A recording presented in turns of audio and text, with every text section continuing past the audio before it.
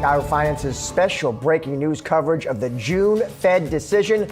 I'm Josh Lipton here with my colleague Julie Hyman. We are just moments away here from that June Fed decision. Markets higher, the S&P 500 hovering right above the flat line there. So Julie, what do we expect? We expect the Fed to hold steady here, right? Stand pat. Too much uncertainty. They're not going to move. But the big deal, Julie, you got Kevin Warsh, new Fed chair, stepping up to the mic for the first time. So what's his style? What's his tone? Investors will be hanging on every word. Yeah, an exciting Fed press conference, right? Because it's a new guy and we don't know what to expect from the new guy. In fact, I think really the only thing that we can be pretty darn sure of is that they're not going to move on rates today. Beyond that, I don't really know, and I don't think anybody really knows. You got your dot day. You got a dot day, but we don't know whether Kevin Warsh is going to provide a dot because he has come out on the record saying he doesn't like these forward forecasts. Then you get locked into them when you put them out. He doesn't like over communicating. So how is that going to manifest today, right?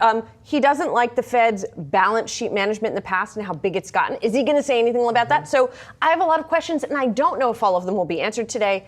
But at least some of them will be answered. Yeah, it's interesting because, listen, it's his first time. He'll have things to say about the economy. He'll have to say about the rate path. To your point, though, he is going to get questions because he's out front with a lot of criticism. He has thoughts about how the Fed communicates. Yeah. He has thoughts about the dot plot. He has thoughts about the balance sheet. It's interesting how he'll handle those from the press today. And he also, of course, got a big gift in the fact that oil prices have come down sharply because it looks like we're close to the end of the Iran conflict, or at least an extended pause. So, that's something that is less of an issue now potentially going forward, those higher oil prices. Yeah, the tone, the style, how he handles the press conferences, big questions about how he'll build consensus with all his new colleagues, who he's been a sharp colleague of. Let's get to Jennifer Schonberger. She's got that decision. Jen.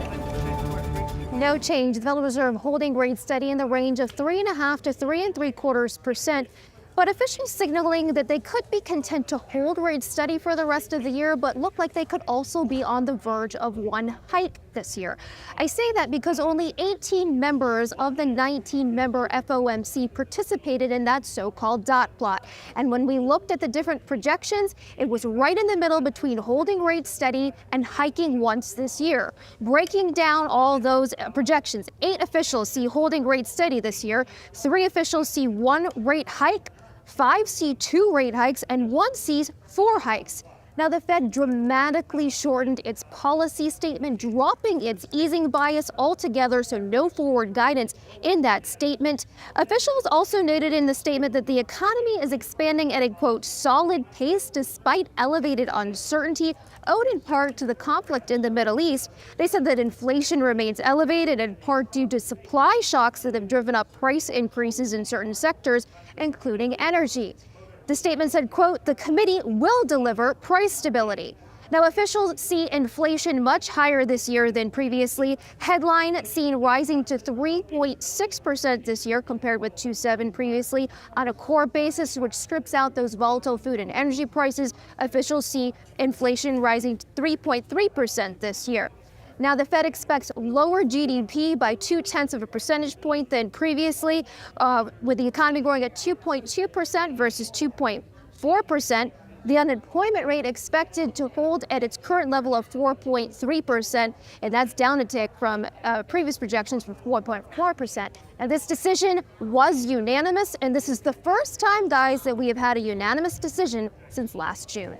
Back to you. Jen, can I ask you, it looks like Warsh didn't submit a forecast for the rate. Are you, I mean, listen, you watch the Fed as closely as anybody, Jen. What do you make of 9 policymakers favoring a rate hike? Does that surprise you, Jen? No, it doesn't, because it shows that we are in a very split committee at this point in time. I also wonder, though, the fact that Warsh likely did not submit his projection, if that may have tilted the committee towards holding rates steady. That's why I say they're leaning towards a hike this year, because we're not sure where Warsh sits in the middle of this committee.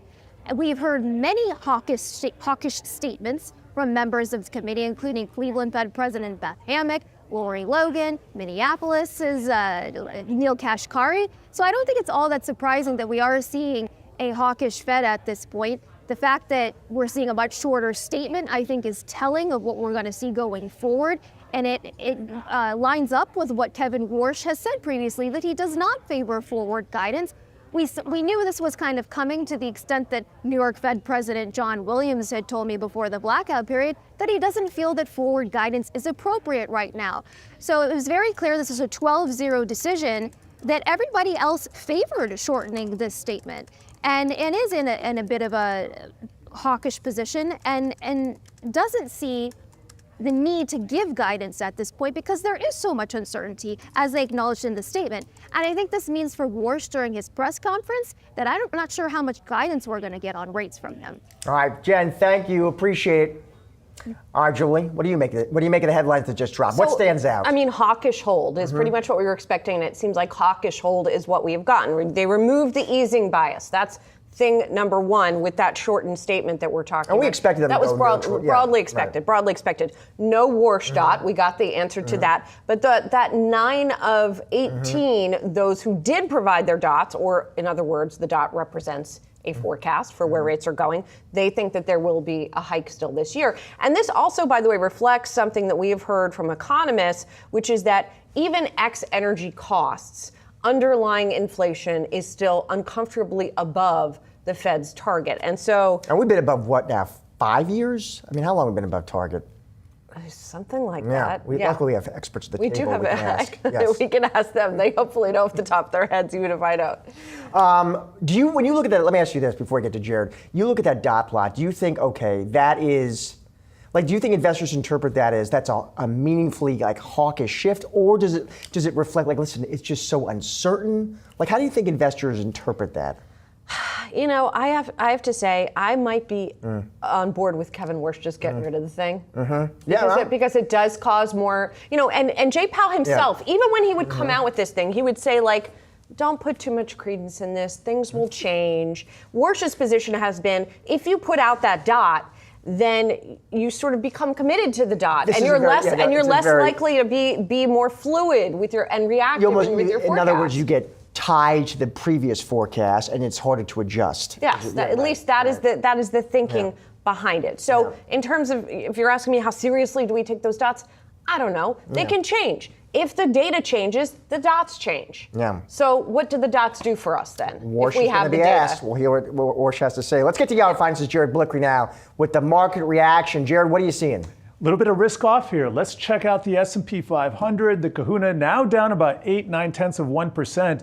Here is the reaction off of that Fed report. I don't remember the last time we got one off of the 2 p.m. report. Usually you see the fireworks at 2:30 when the Fed chair addresses reporters, but here you go. Let's take a look at the Nasdaq as well, down a little bit more, almost 1%. You can see it swung from just slightly in the green to being down 1% there in just a few minutes. Very similar story for the Dow Jones Industrial Index, giving up all its gains and then some. And we can see that in the small caps too, which were leading today. So the small caps were up kind of nicely there, and you can see they're down about 0.9%. Even the micro caps were up about 2.5%, and they are busy getting rid of a lot of their gains right there. And then some of the biggest stocks, let's check out the Magnificent 7 ETF mags. There we're seeing losses of 2%. Magnificent 7 stocks, those big mega caps, those have been lagging for at least a month now. And we can also see a little bit of gains being given back here in the semiconductor trade. That is that hot AI trade that's been fueling everything. But let's get on to some of the futures. And we're going to take a look at gold here, which was in the green. It was in the green right before the report. Now it is down 0.75%, no doubt in part because they said the magic words, price stability. That means they're focused on inflation. Half of the committee members now penciling in a rate cut by the end of the year. Well, gold took a leg down, kind of a big one right there. Same for silver there. And also, let's take a look at some of the sector action. Industrials, tech, financials still holding on to gains, but communication services, staples, and real estate, discretionary, list goes on. All of those down more than 1% here. All right, Jared, thank you.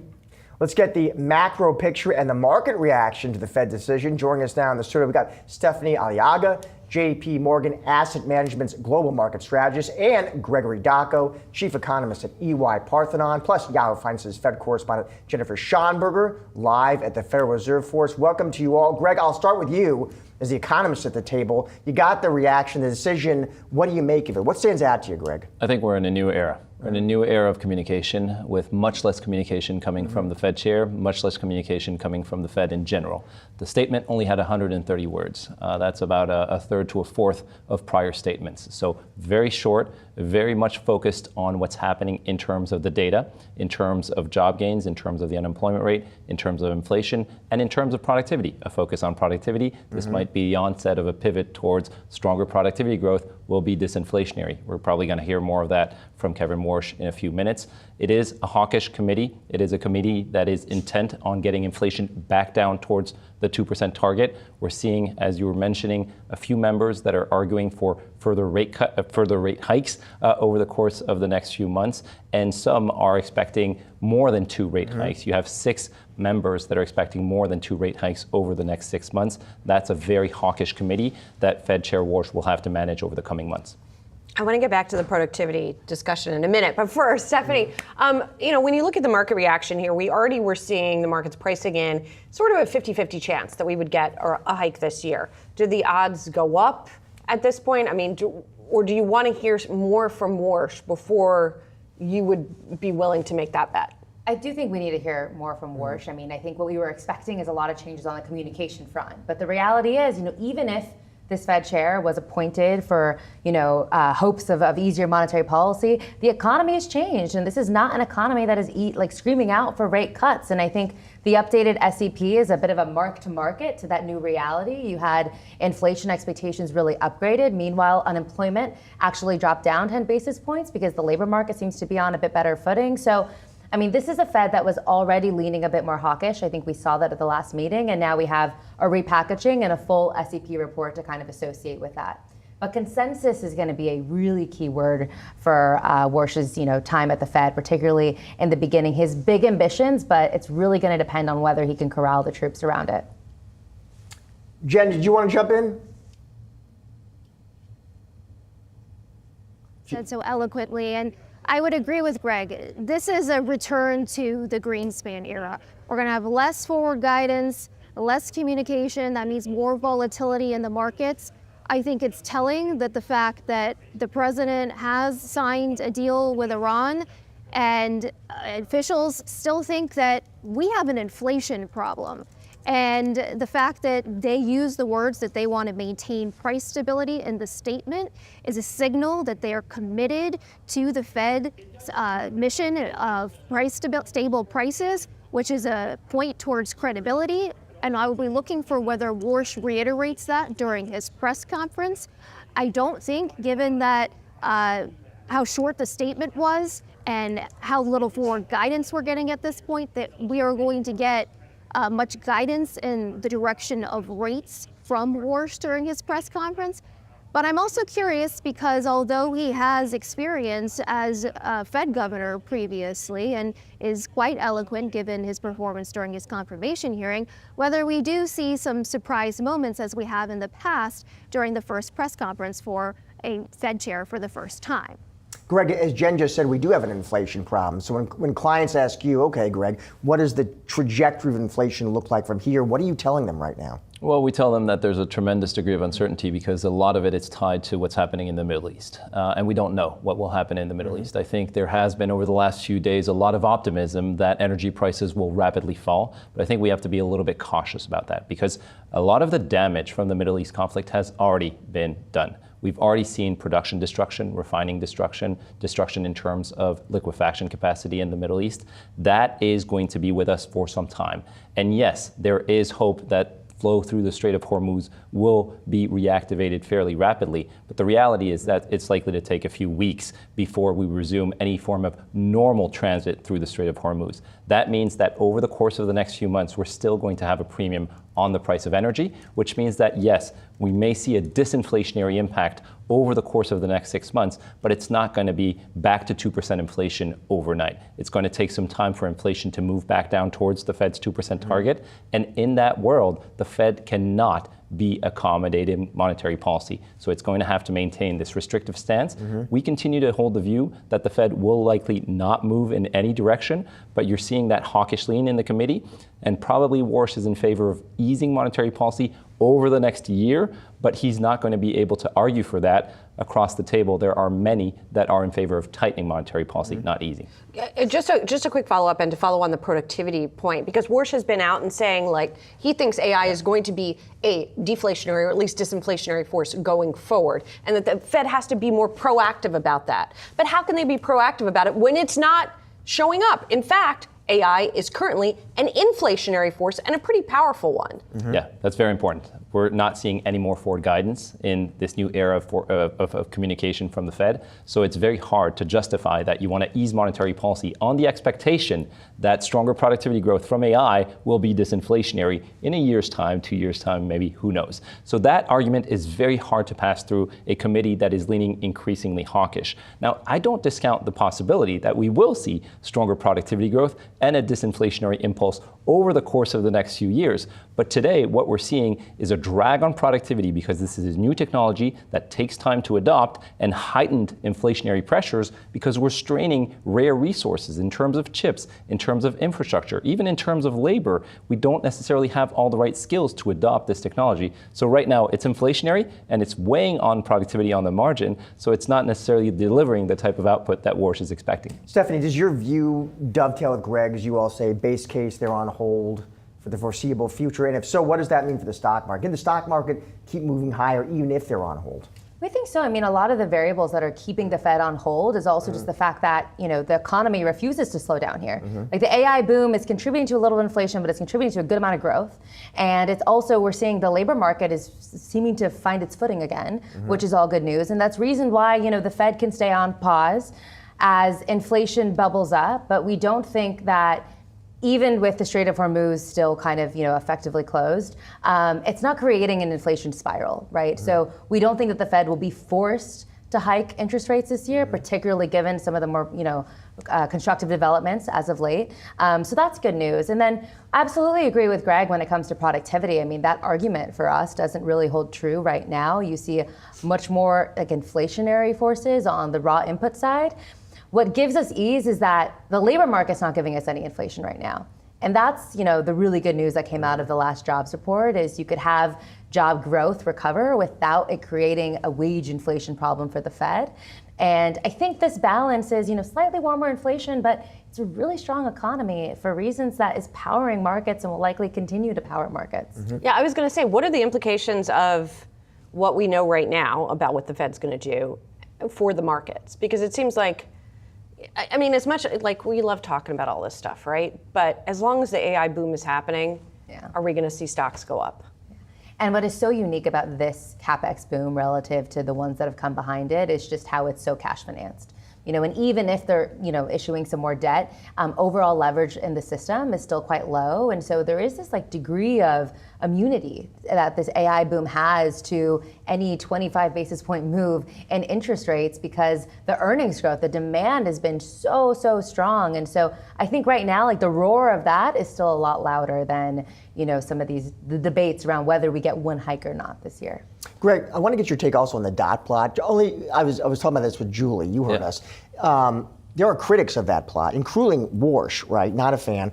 How do you think, as an economist, do you find it helpful? Do you find it harmful? Is it just noise? Some make this argument that, listen, it does freeze policymakers in place. Or maybe that's too strong. It makes it tough for them to adjust, right? Their moves with incoming data once they have a previous forecast in place. Yeah. How do you think through it?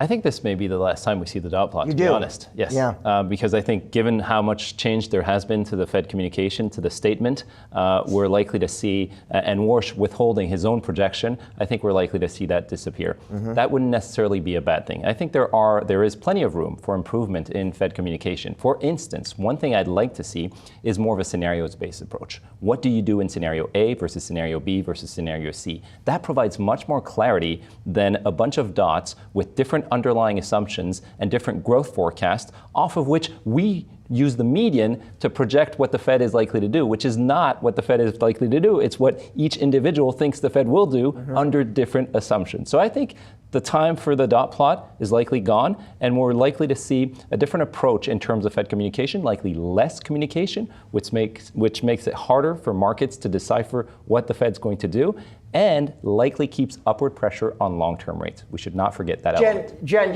you must have thoughts on the great dot plot. What do you think? Right, P, here in 2026, I don't know, it's tough to say. But I do think that what we saw today, the fact that the rest of the committee was willing to go along with a shortened statement, displays how much sway Warsh has over this committee and how many forthcoming changes we could see. Now, he may not have sway over each individual's view on what needs to be done with monetary policy, but I think this shows that the rest of the committee is very much open to making large sweeping changes that Warsh has talked about, whether that is changes to the dot plot, whether that is the shortened statement we've already seen, forward guidance. I have a question of whether we're going to continue to see press conferences after every FOMC meeting, or whether that gets scaled back to maybe quarterly, or if nothing at all. As I said, I think this is sort of Greenspan era 2.0, and you heard Warsh talk about that during his speech after being sworn in to be the official Fed chair. The fact that he invoked Greenspan in that speech was telling, and now we're seeing that play out in practice, and I would expect to see more of that as we go forward. All right. Thank you all for the chat and discussion. Coming up, we have much more Fed coverage on the other side of this break. Stick around.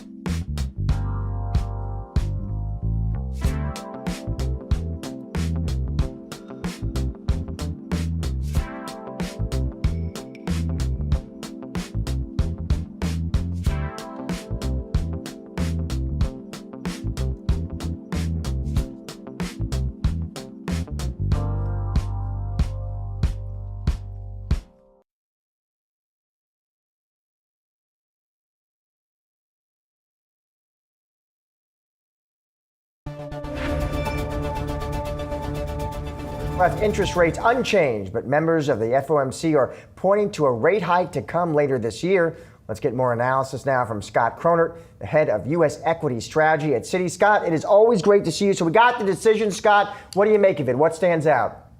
Well, I think what stands out is we got a lot of what one would have expected, brevity in terms of the commentary, sort of a fairly muted outlook with an acknowledgement that still a bit shy of the Fed's inflation target, but also pointing to an unusual circumstance with the inflation influence of the Iran conflict impact on oil prices, et cetera. So I think it, from our perch, it's pretty much as one would have expected, no change to the policy, and it leaves the door open that we have a new Fed chair in place that will exert his influence, but still remains to be seen just how aggressive that will play out. Scott, it's Julie here. What is your house? What's your house view on whether there is going to be a hike later this year, and then what do you think the effect on stocks will be?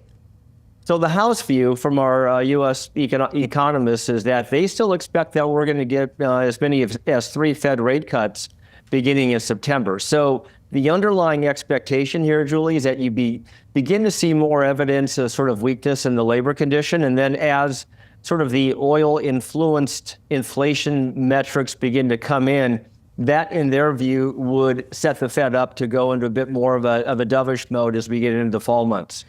So let's say that doesn't happen, right? Let's say that there's no change or even a hike as half of the committee or the half that was voting said might happen this year. What effect then would that have? Like, what scenario would that bring about for the U.S. equity market? It's not going to dramatically change our underlying view, Julie, which is still fairly constructive into the end of the year. We've got an 8,100 target, but remember that much of that target is sort of influenced by the rate of earnings improvement that we expect to persist into the back half of the year. And for the most part, that's going to be a function of the AI playbook and the cap spending that's related to that. And while we do give some credence to the opportunity for a broadening part of the playbook as we go into the back half of the year, I think this still sets up for that to unfold. So the bottom line here, I don't see an immediate reason to change our ongoing fundamental assumptions for the S&P, which is driving our fairly constructive view into the back half of the year. Scott, Warsh wants to adjust communication. Too much talking, Scott, too much talking. Let's say that happens. We get less communication. How would financial markets respond and react to that, Scott? There are so many participants, right? From my perch, looking at the equity markets, we're pretty comfortable with the general Fed tone and the ongoing permutation of all of the economic data that we look at, right? So all of that's going to continue to unfold here. Now, as you go into the fixed income and probably currency markets, a little bit more of a specific focus on how the Fed nuances play out here. So we have to allow, I think at the bottom line, we have to allow for a bit more rate volatility and probably underlying volatility as we go through this transition period. And so the trick from my perch is going to be to not get overly caught up in some of that near-term price action. Scott, let's bring it back to earnings then. How interest rate sensitive is the U.S. earnings base, say now versus 10 years ago, 25 years ago, et cetera? How vulnerable is it to a changing rate environment? So let's frame it, Julie. I mean, we've been talking about, and been very visible on this, that you look at the AI-influenced part of the U.S. equity markets, in particular the S&P 500. We've argued that growth part of the market is driving nearly half of the index earnings. Okay, so when I look at the Fed influence here, it's certainly an important part of the discussion. But I have to weigh that relative to the underlying fundamental trajectories. That's just a function of this very well identified AI CapEx build out that potentially runs to the end of the decade. Now, I've got the other half of the index, let's say, that's beating to a more traditional drummer, but even there you get nuance. So yeah, we're overweight banks, and that's part of our playbook for broader economic sensitive exposure. We're also overweight healthcare as an example, which is a more classic defensive, but the healthcare sector probably isn't likely to respond directly to shorter-term rate influences. So my point here is that when we look at just the rate influence, the direct influence is fairly narrow. The consumer parts of the market stand out. The second tier or more indirect influences, they get diluted. They're still there, but they get diluted. So all told, as I said, important part of the discussion, but from an equity market perspective, the drummer we're beating to right now is just a little bit different than has been historically. Scott, U.S. and Iran still very much in focus, of course. I thought it's interesting how you say here oil prices may still show up, you say, Scott, in second and third quarter earnings. If that happens, Scott, I'm just curious how you think investors would sort of respond to that. Would they kind of shrug it off, Scott, as, okay, that's a temporary hit and in the rear view mirror? What do you think the response would be like? Yeah, that's the key, right? So, we've pulled out the 22 analogy and looked at the second half of 22 as Russia-Ukraine unfolded. And there were certainly some fundamental implications of a higher for longer oil price. But, we're spending much more time now looking at the futures curve for oil, and where we are in spot right now is important, but where the market thinks the pricing will be at the end of this year and even the end of 27 is going to matter. So if we go into the second half, let's say it's Q2 or even Q3 earnings, and there's a lingering overhang impact that you can associate to higher oil prices, the Iran conflict, but the futures market is telling you expectations are for lower oil prices going forward, you're going to look through that shorter term issue and price ahead accordingly. Scott, so what do you think the biggest risk is for stocks this year? Honestly, the biggest risk, and I'm not trying to diminish the Fed influence here, this is obviously a big and ongoing deal, but the biggest risk is confidence in the AI infrastructure build out that, a lot of the upside we've seen in the fundamentals, Julie, has really come from this picks and shovels play.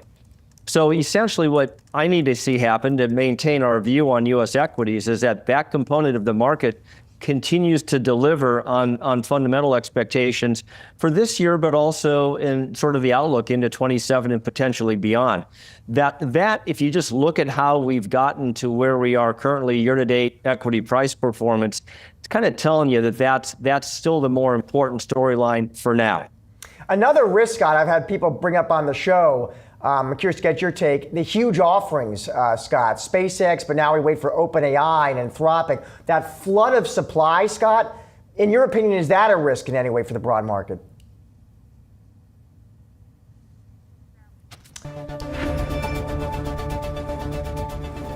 Fed Chair Kevin Warsh at the podium for his first presser. Let's watch.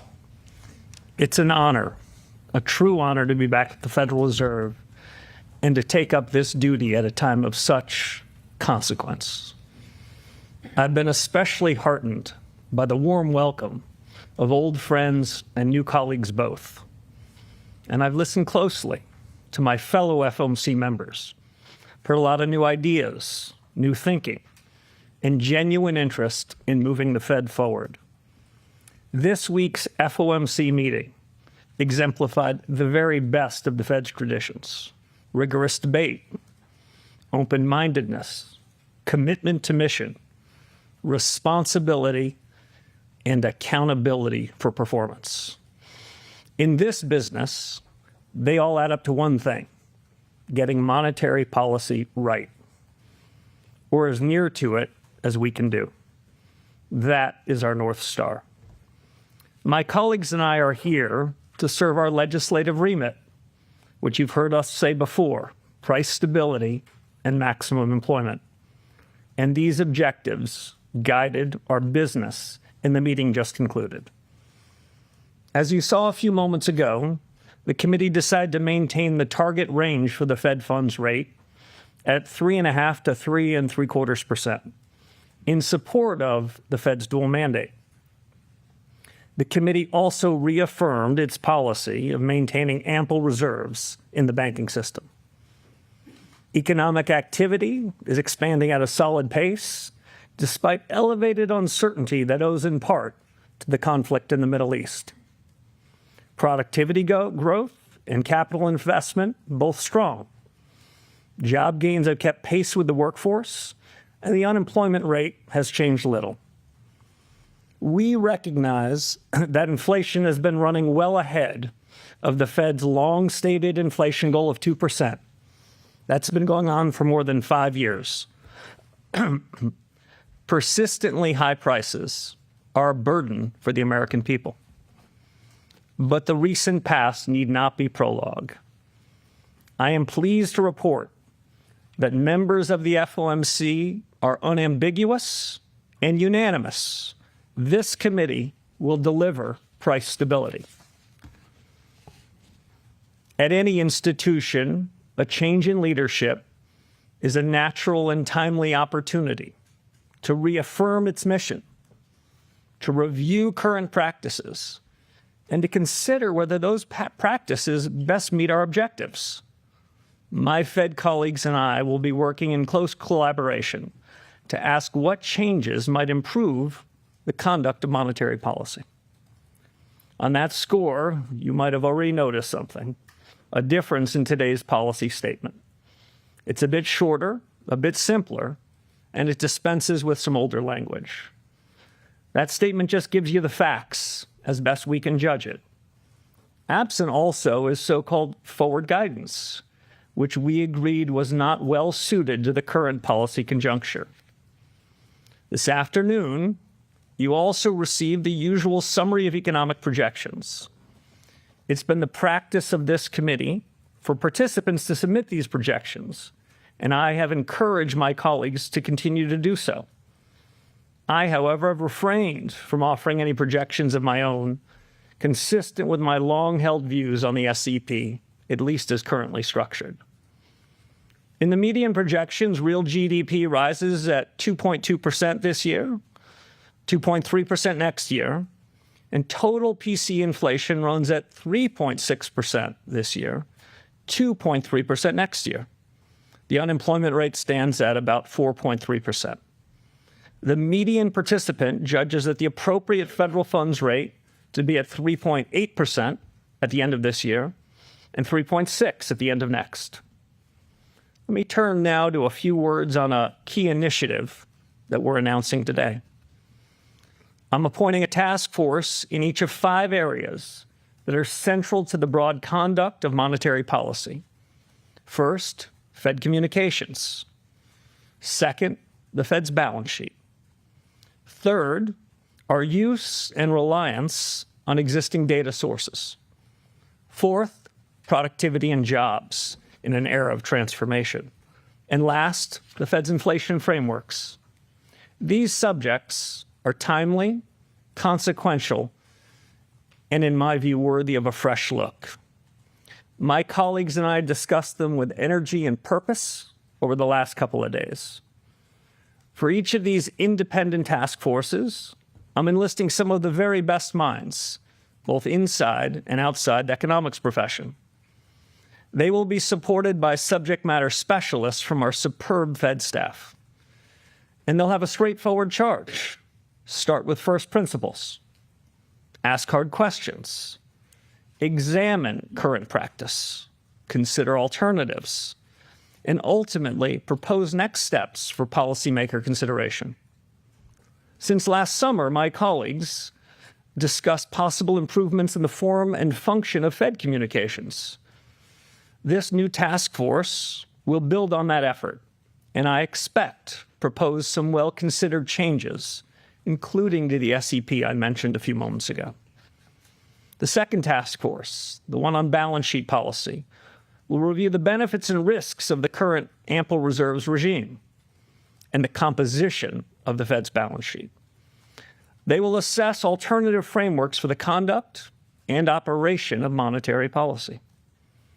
The third task force, the one on data, will evaluate new information sources and consider methodological changes to improve data gathering, with the aim of giving policymakers more accurate, relevant, contemporaneous, and perhaps most important, actionable information on the state of our economy.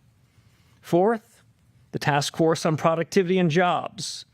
It'll survey the pace, the reach, the economic impact of new general purpose technologies, including AI, and explore the implications for the Fed in pursuit of our employment and inflation mandates.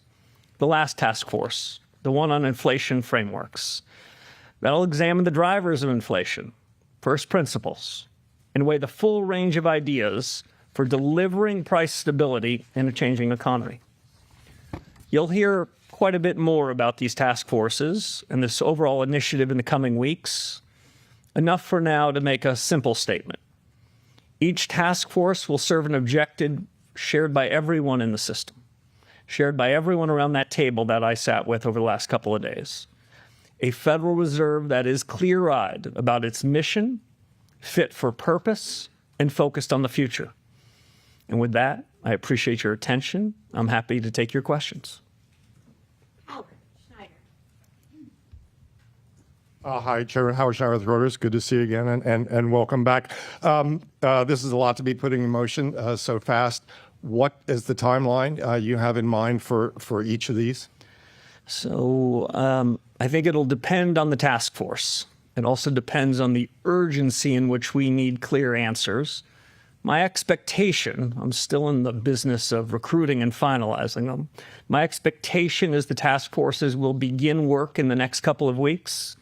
And we'll start to get some more information from them, some more framing of how they see things starting in the fall and hopefully most, if not all of them, concluding by year end. And just specifically on the inflation framework, you talk about first principles. Does this include a review of the 2% target itself? You've mentioned that things to the right of the decimal point don't matter.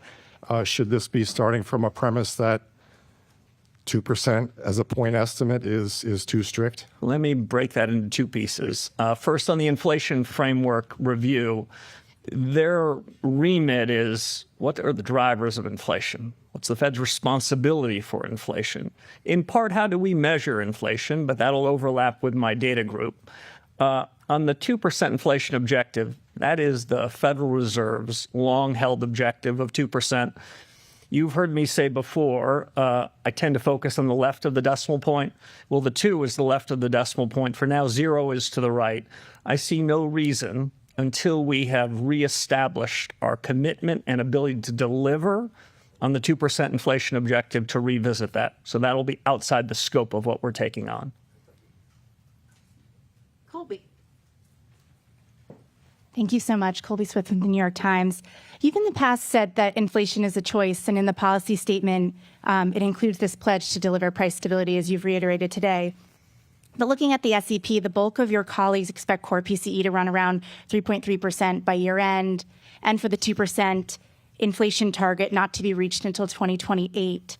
So I'm curious how patient you think the Fed can afford to be at this juncture in terms of waiting for one-time inflation waves to wash through and for underlying inflation to step down after so many years of inflation running above target, and under what circumstances you would support the Fed taking some action and raising rates. Sure. So quite a bit there. Let me try to break that into pieces. First, we have the capability and commitment to deliver on our price stability objective of 2%. That's exactly what we're going to do. In the Fed's review of its strategy over the last any number of years, in January, the Fed, including the strategy that we're still bound by, the Fed statement says that inflation is primarily determined by monetary policy. You bet it is. I've said for years inflation is a choice. You bet it is. And today I'm announcing that this committee unambiguously and unanimously have decided we are going to deliver on that. The rest of your questions sounded like an encouragement for me to give forward guidance. We've dropped forward guidance. Some along the committee, I think, dropped it, I suspect, from our discussion the last couple of days, because they said at this moment in time, it doesn't feel as though providing forward guidance is right. Others have, I'd say, different views and think as a general proposition, forward guidance isn't the business we should be in. But that'll be taken up by the Task Force on Communications and my policymaker colleagues. We're going to listen hard to what the experts say and make our own decision. But I can't give any forward guidance about what we're going to do next. The good news is we'll be meeting in 6 weeks. So just following up, I guess, on the current policy settings, then I am curious how restrictive you think things are at the current moment, given the flow of data that we've seen and, forecasts that are coming down the pipeline. Yeah. I've heard characterizations both inside and the Fed about that. I'll give you my own. It's uneven. If I look at the housing markets as one example, Fed policy isn't the single determinant of the state of the housing market, but broadly I would say Fed policy appears to be somewhat restrictive. I would have a hard time managing to say those words if I were to see what's happening in financial markets. So I'd say it's uneven. That's perhaps a function of different transmission mechanisms of monetary policy, whether monetary policy is coming from our interest rate tool or our balance sheet tool. But the good news, we have a task force on that too, and the balance sheet task force will be looking more at that subject. You said you don't like forward guidance. You dropped it from the statement this time. But with the dot plot, 9 members suggested that they want a rate increase by the end of the year. And the markets have taken that as forward guidance. So what does this mean in terms of how you guide the markets and in terms of what the dot plot's future is? I'm going to have to give you the same answer I gave to Ms. Smith. We've got a task force for that. I'll give you a little bit more. I reviewed the dot plots, and when I saw the submissions, I noted that all the submissions were coming in with pencils, those kind with the big erasers. That's to say that I think my colleagues around the table, when they submitted their dots, understand the world is changing quite quickly. And they didn't feel bound by them 6 weeks from now or 6 days from now in the event that their circumstances change. I'll note a couple other things. What I heard around the table was, as they submitted their modal forecasts, to be clear, weren't this was more likely than not. This was more likely than their other scenarios. So I didn't hear tons of conviction. What I heard was the kind of humility that I think we should have. I did not submit a dot. For me, it's not helpful in the conduct of policy. I suspect by year end, as I mentioned in my opening statements, there'll be a review about communications broadly, press conferences, dots, meetings and the like, transcripts, minutes. This will be part of that. I don't want to prejudge the outcomes there, but I'm pretty open-minded about what they could be. And I was just incredibly impressed over the last couple of days. My colleagues over the last 2 days, and frankly, over the first 3 weeks I've been here, they've been very open about changes. Change isn't easy, change is filled with risk, but our number one goal is to get monetary policy right. The way to get monetary policy right is to deliver on the remit that Congress gave us, to deliver on price stability, and there was no disagreement on any of those points. At the risk of possibly getting the same answer about task forces, communications, what is your feeling about these news conferences? Are you going to continue one after every meeting? Do you find them useful? What is the future for the way Kevin Warsh will communicate? Well, this one's probably got another 15 or 20 minutes in it, so I don't want to prejudge the outcome. Press conferences can be a very useful way to communicate with households, businesses, and more broadly through using the likes of you. I had a great old mentor named George Schultz, and his mantra was press conferences are useful, but when you have one, you want to make sure you have something important to say.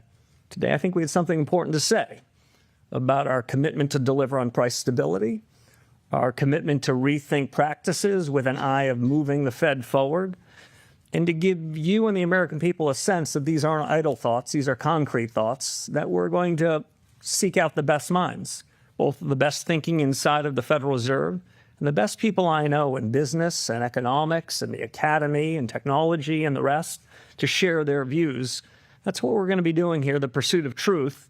I think we're going to come up with some new and interesting things. We made some changes today. I expect more changes to come. And some of those might well be worthy of a press conference. Chris Rugaber. Hi, Chris Rugaber at Associated Press. Thanks for taking our questions. Could you give us a sense of how you see inflation more in the long term? I know you may not want to comment on the ups and downs, but is this mainly driven by energy prices in the Iran war at this point, or do you have any concerns about underlying inflation pressures in the economy? Thank you. So I can't do much better than the committee just did, so let me restate it. inflation remains elevated relative to the committee's 2% goal, in part reflecting supply shocks that have driven price increases in certain sectors, including energy. That paragraph goes on to say, but to be clear, the Fed will deliver price stability. My own judgment is the committee spent quite a bit of time, not just in 2 days, but over iterations of a couple of weeks. That's what we're prepared to say about inflation, but the commitment to deliver is strong, unanimous, and unambiguous. And that's, I think, an important message. We've missed for 5 years, and we're going to fix that. Well, great. And then just on the data task force and everything else, I mean, generally speaking, I think people feel the Fed looks at everything already. Certainly that was the sense from before. Is there data that you feel is not given enough weight? I mean, you mentioned the trend to mean in the past, but again, that's well known to certainly most Fed members. So what is that task force looking at, and what might be I mean, I know you don't want to prejudge the outcome, but are there examples of data that you expect might be given more weight? Thank you. So you're answering my question. So let me say I don't want to prejudge the outcome. I also don't want to say too much about what they're going to do because I still have a phone call or two to make before I've nailed down the people that are doing that. I'm interested in what the outside experts' view is on the subject. I'll say this generally. Most of the data that central bankers and other government officials in the United States consume come with old-fashioned survey methods, national accounts of what the U.S. economy looks like that looks very little like the U.S. economy in 2026. Survey methods that don't have response rates that we need, asking questions that might have been quite applicable a generation ago that are less applicable now. So even inside of official statistics, I would be open-minded if the task force and our own best thinking had recommendations how those official statistics can be brought up to a standard of our time using new analytic methods. I'd also say this. Almost every private company CEO that's running his or her business are doing so with real-time information that isn't subject to much revision, that is telling them what just happened at that very moment. As you know, there are normal, long and variable lags in the conduct of monetary policy. What we're really interested in is what's happening right now. What we're less interested in is echoes of history. And you're hearing from my answer that some of the data that we receive, that we're waiting on, the first Friday after the month, the payroll index or something else, that might be an echo of history that's quite useful on its third revision. We need to take those error bounds down because we have to make hard decisions in real time.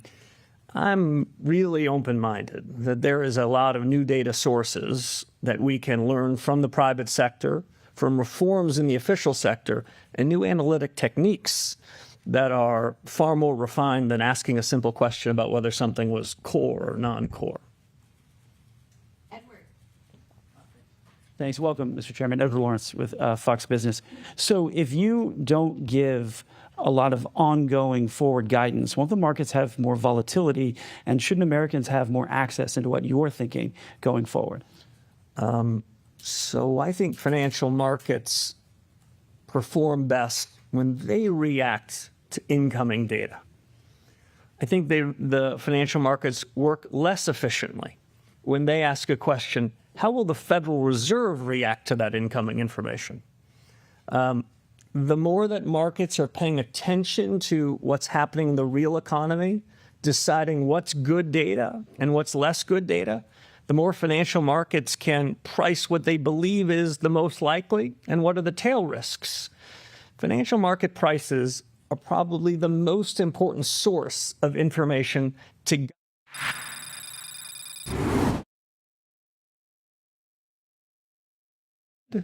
then we're taking the most important source of information and we're being blind to it. I'd like us to create a system where those blinders come off, where markets are following data that they efficiently think is reliable, and they'll be watching data, we'll be watching data. They'll come with better information through market prices to us. We can make more informed decisions with ultimately the goal that I said at the outset, deliver on the price stability objective that Congress told us to do, and that we've got to get in the business of doing. Yeah, if I could take you in the meeting a little bit. So your first meeting, the board members seem fairly hawkish when you listen to, in general, when you listen to what they're saying. Was there any discussion of a rate cut going forward today? There was one proposal on the table. There was no discussion of any other proposals. The discussion on that proposal, I would say, was quite limited. The group was unanimous and unambiguous on it. It has been the practice of this central bank and others to have a range of alternatives. Today we had one. I thought it furthered discussion, deepened it, and made it clear what we needed to do and how we needed to deliver. I wouldn't prejudge what happens in the future, but there was only one big subject for us. We took it on. We had a good family fight on it for a couple of days, and we ended up, I think, in a better place.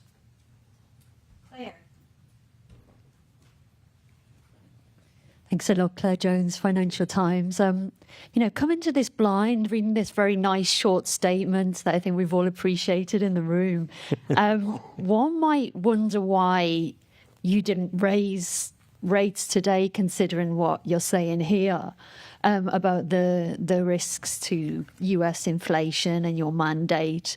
I guess, why not, and what would you need to see in order to get to that place? And secondly, on your task forces, are there any best practices at other central banks that you'd consider looking at? Thank you. Yeah. I'm glad they're in the practice of giving you two questions, because my answer to your first question was going to be very curt. I've got nothing more to say than the statement itself. And to the point of the question I got before, market reactions to what we say unfiltered, I think is more helpful than having delivered a statement, me then improvising further upon it. Best practices of task forces. This is a subject I've thought some about. I've been on a task force or two in my life. Best practice, find the best minds.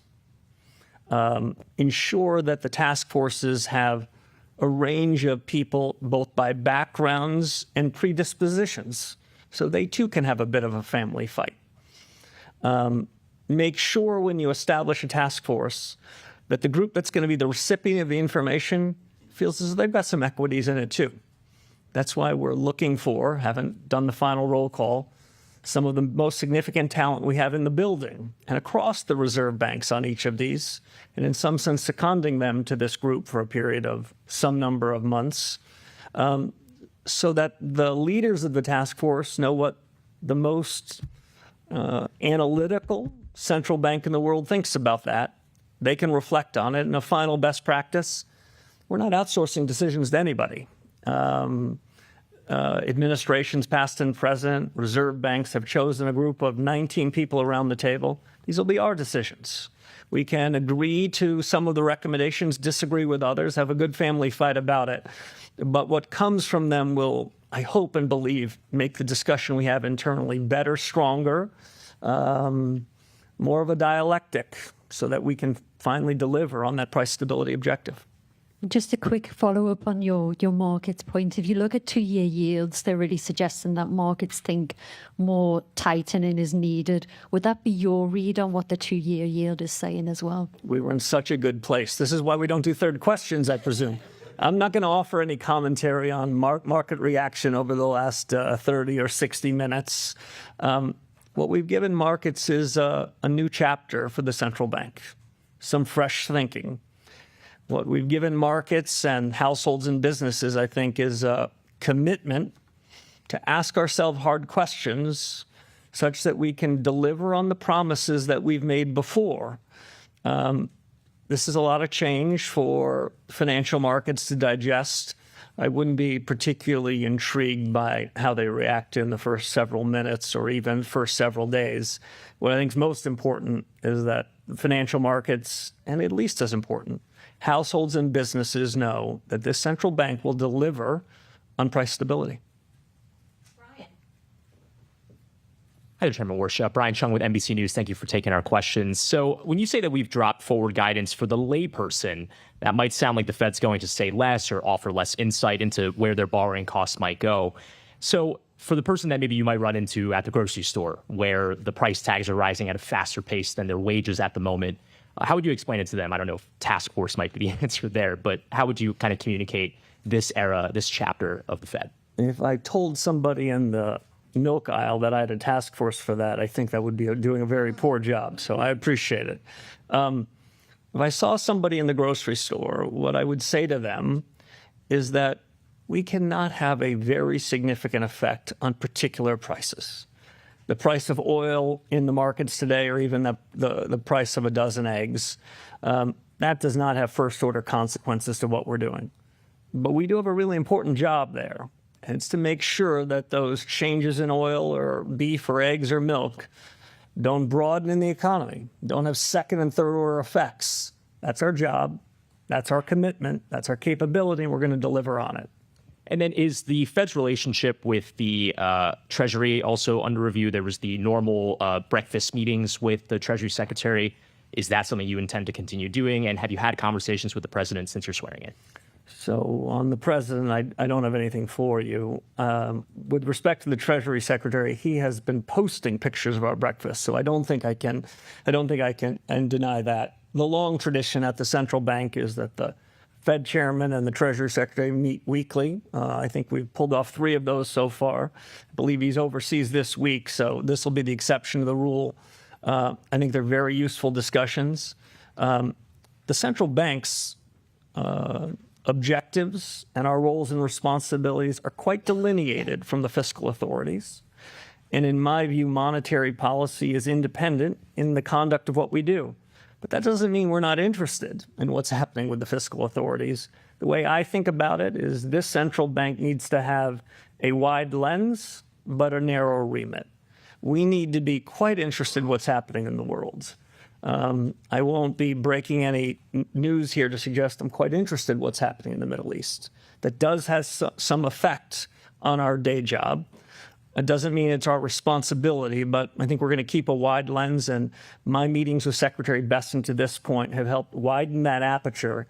So we're aware of things that could affect our day job, even if it isn't. Steve Leisman, CNBC. Mr. Chair, thank you. Mr. Chairman, thank you for taking my question. You had said in the before you became chairman that you thought productivity was a reason why the Federal Reserve could lower interest rates. Do you still believe that to be the case? So the committee had a discussion of productivity today. AI came up. The way I thought about it before and socialized with the group is that artificial intelligence, the latest generation of general purpose technology, is perhaps as important a change in the economy and business and households that we've had in my adult lifetime. It is filled with both a huge opportunity and with risks. I take both of those very seriously. You may have heard me say before that AI is shorthand perhaps for American ingenuity. That doesn't mean that it's going to be easy. That certainly doesn't mean it's not going to be disruptive.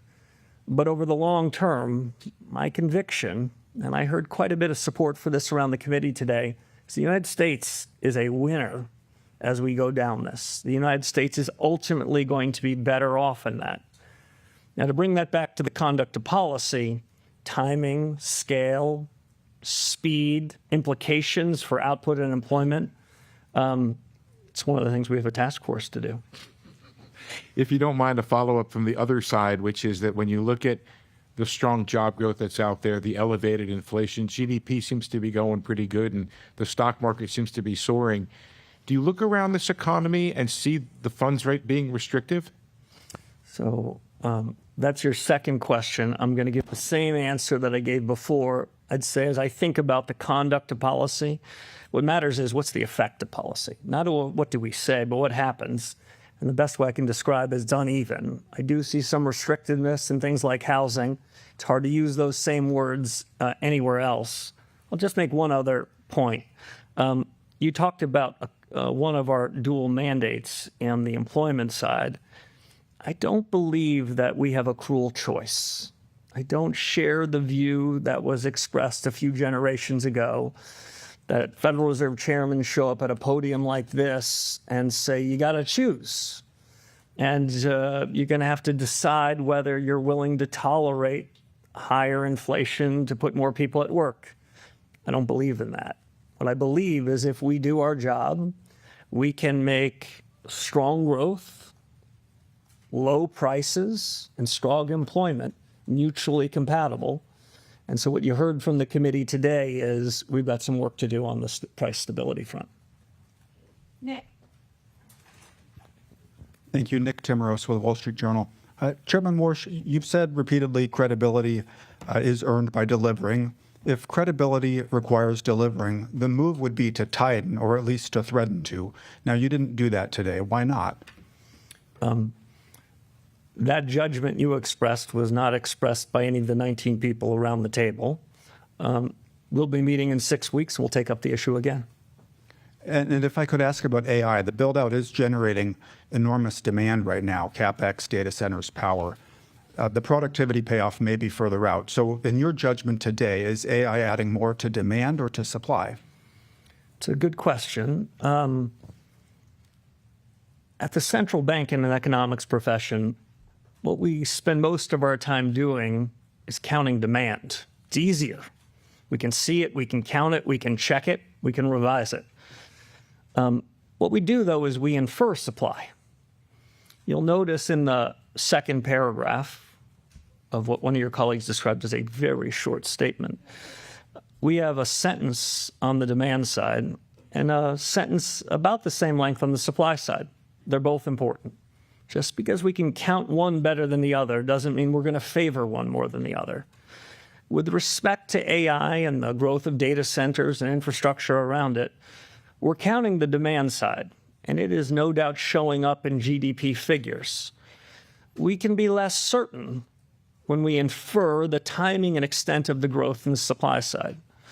It may well be an intuition the supply side is going to expand, but it'll take longer. I just describe it this way. There's a race between supply and demand.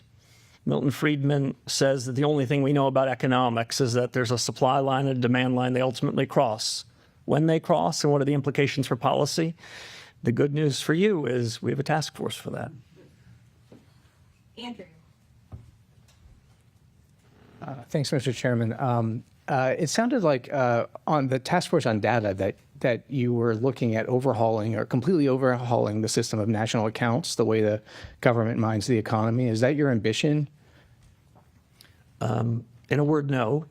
In a few words, much of this data gathering happens in other government agencies to which we owe a tremendous amount of respect, tremendous amount of deference.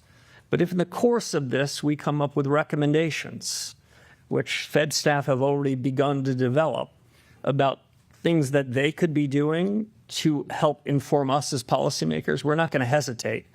Again, I don't want to try to delineate the four corners of the research of the task force on data, but I do think there will be a review of official statistics, and at least as important, a view of bringing the best practices from the private sector and new analytical tools made possible by AI so we can forge these into a fabric that gives us better real-time information. So as I mentioned before, when we're making decisions that we'd say are real contemporaneous data, not data that we call contemporaneous, that's really an echo of history. Okay. Thanks. The other question I wanted to ask is related to the building renovations. Are you considering any changes to the renovations, the projects, just in light of the fact that they became kind of a political football in the last year? I heard something about that. I don't think I'm breaking any news, but my view, when you show up at a new institution, you should go meet with the inspector general, just as a matter of good practice. It's a practice that I hope to continue. I've had one meeting with the inspector general, and he told me what I believe the world knows, which he'll be coming out with a report on the building and the building projects at some point later this summer. And I'll be interested in reading the report.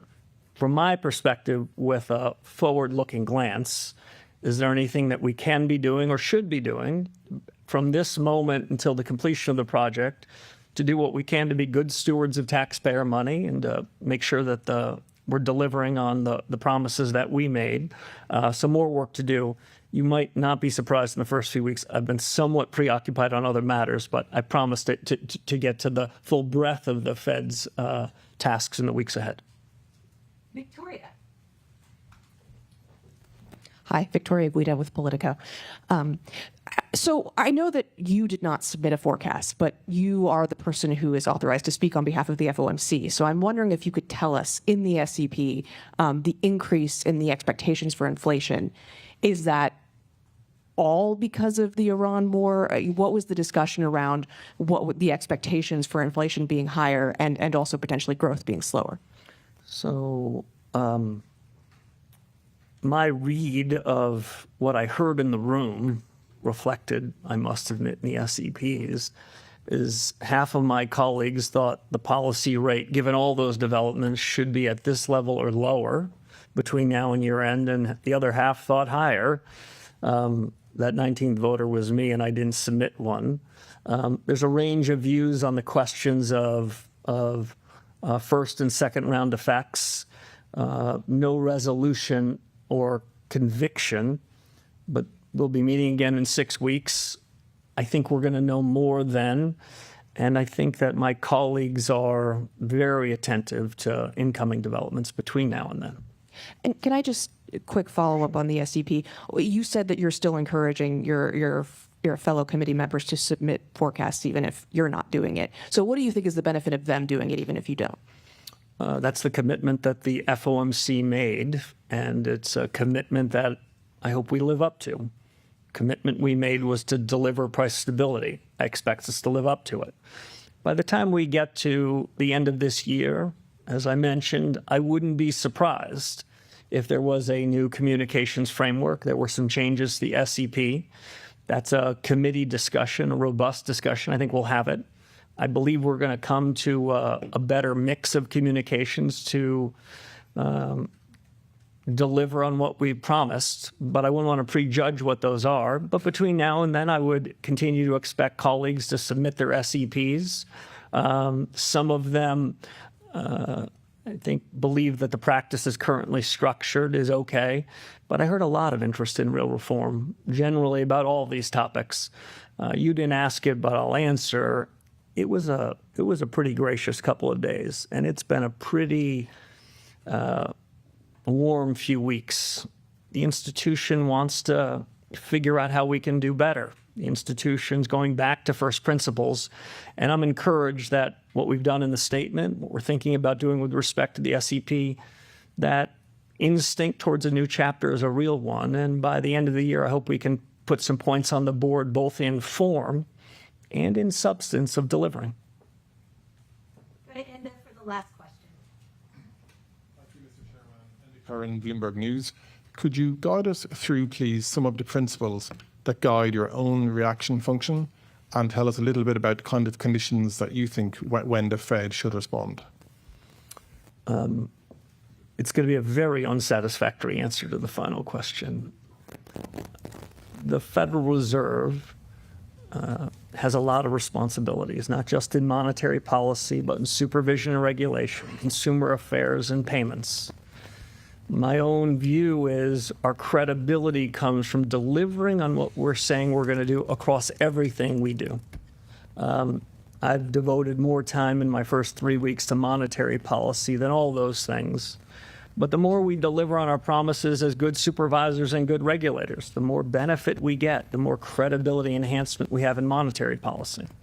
When we deliver on our price stability objectives, which we will, the American people will feel as though the hardships that they've been living through, in part because of inflation in the last 5 years, are in the rearview mirror, and that credibility will have dividends across what we do, and the institution will come to press conferences like this, always with an impetus to reform, always with an impetus to do better, but we're going to put some points on the board.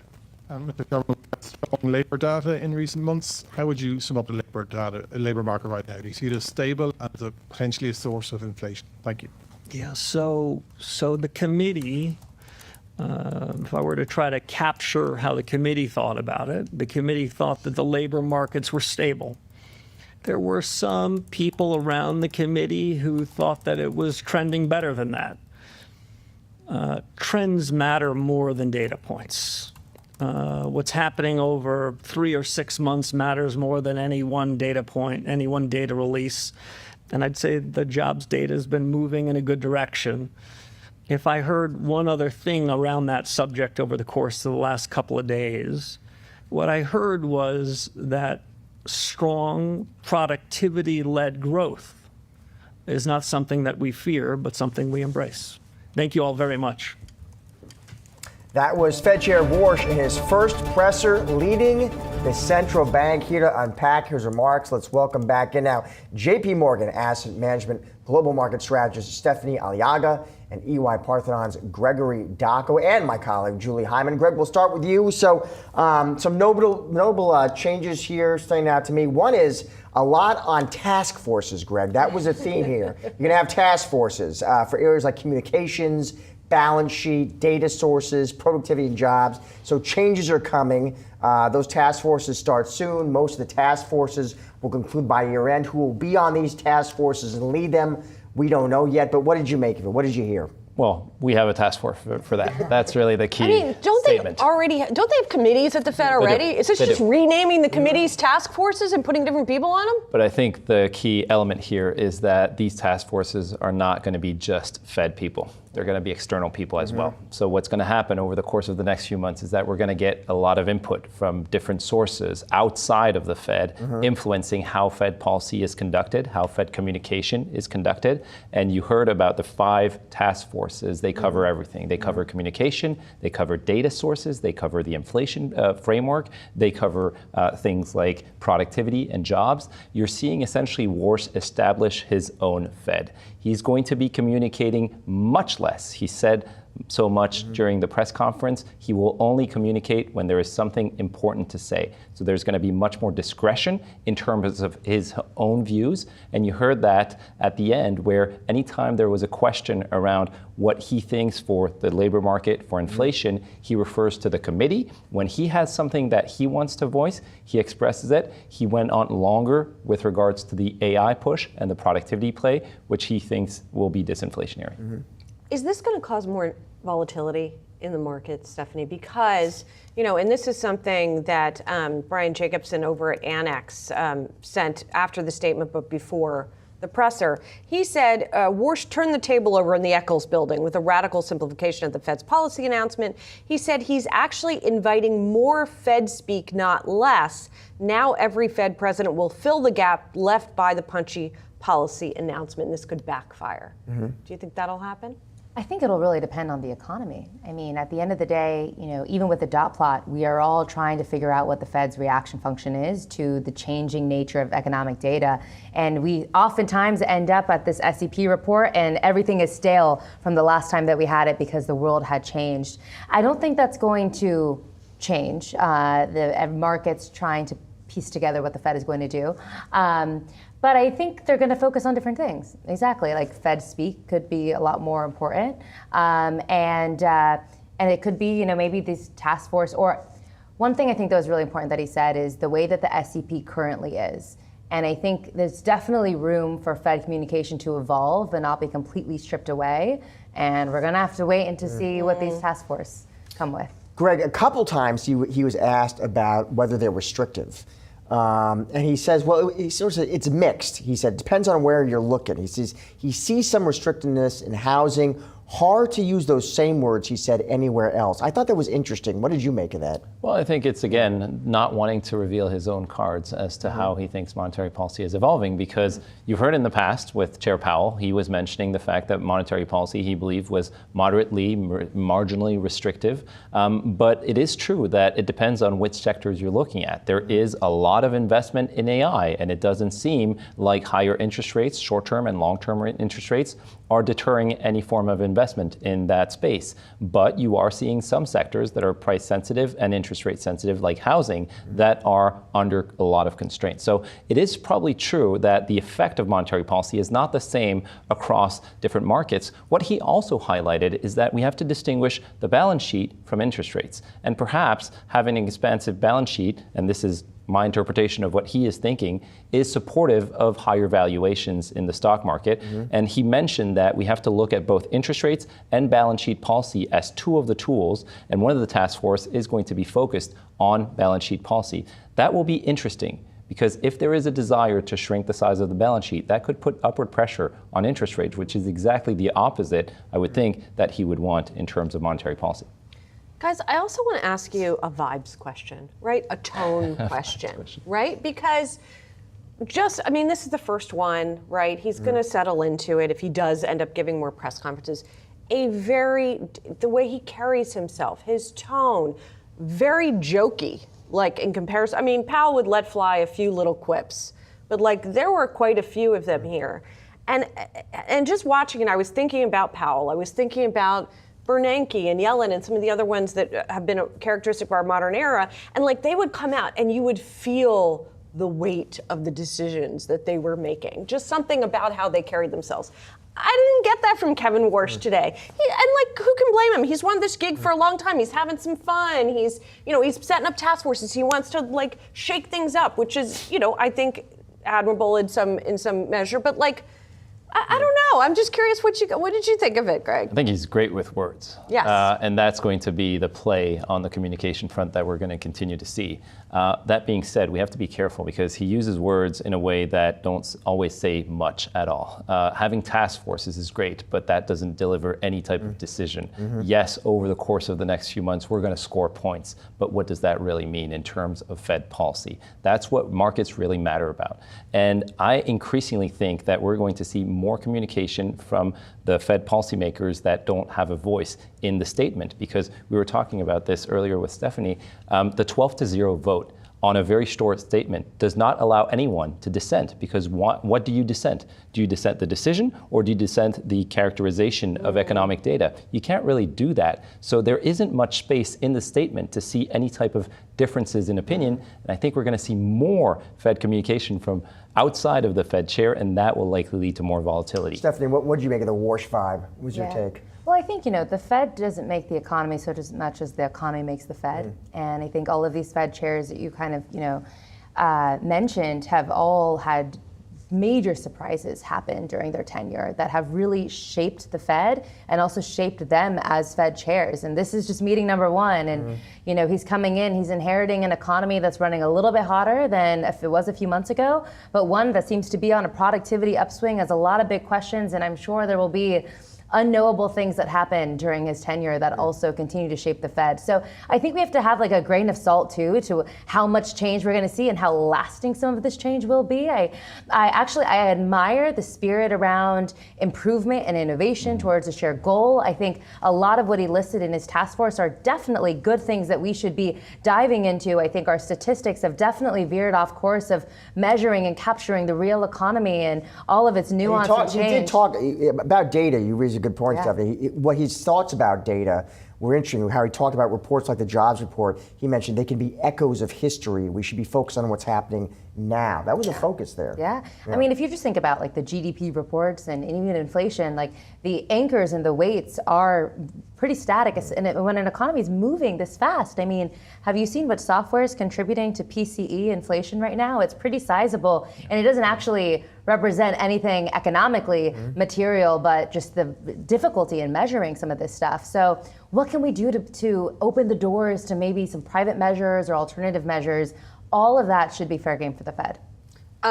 Sort of relatedly, Greg, I'm curious what you think of him saying he does not accept the premise that inflation and employment goals have to be in conflict. Yeah. He almost seemed to indicate that, the dual mandate, they're definitely giving more weight to the price stability. I think the weight position is actually the optimal one to look at, because he also talked about a task force on the inflation framework. So there is going to be a lot of concentration on generating price stability, getting back to price stability. We haven't been there in about 5-6 years. We haven't been at the 2% target. He talked about the target not being moved away from 2%, but he focused a lot of his attention on the fact that the committee is intent on getting back to 2%. That is his delivery to the American people.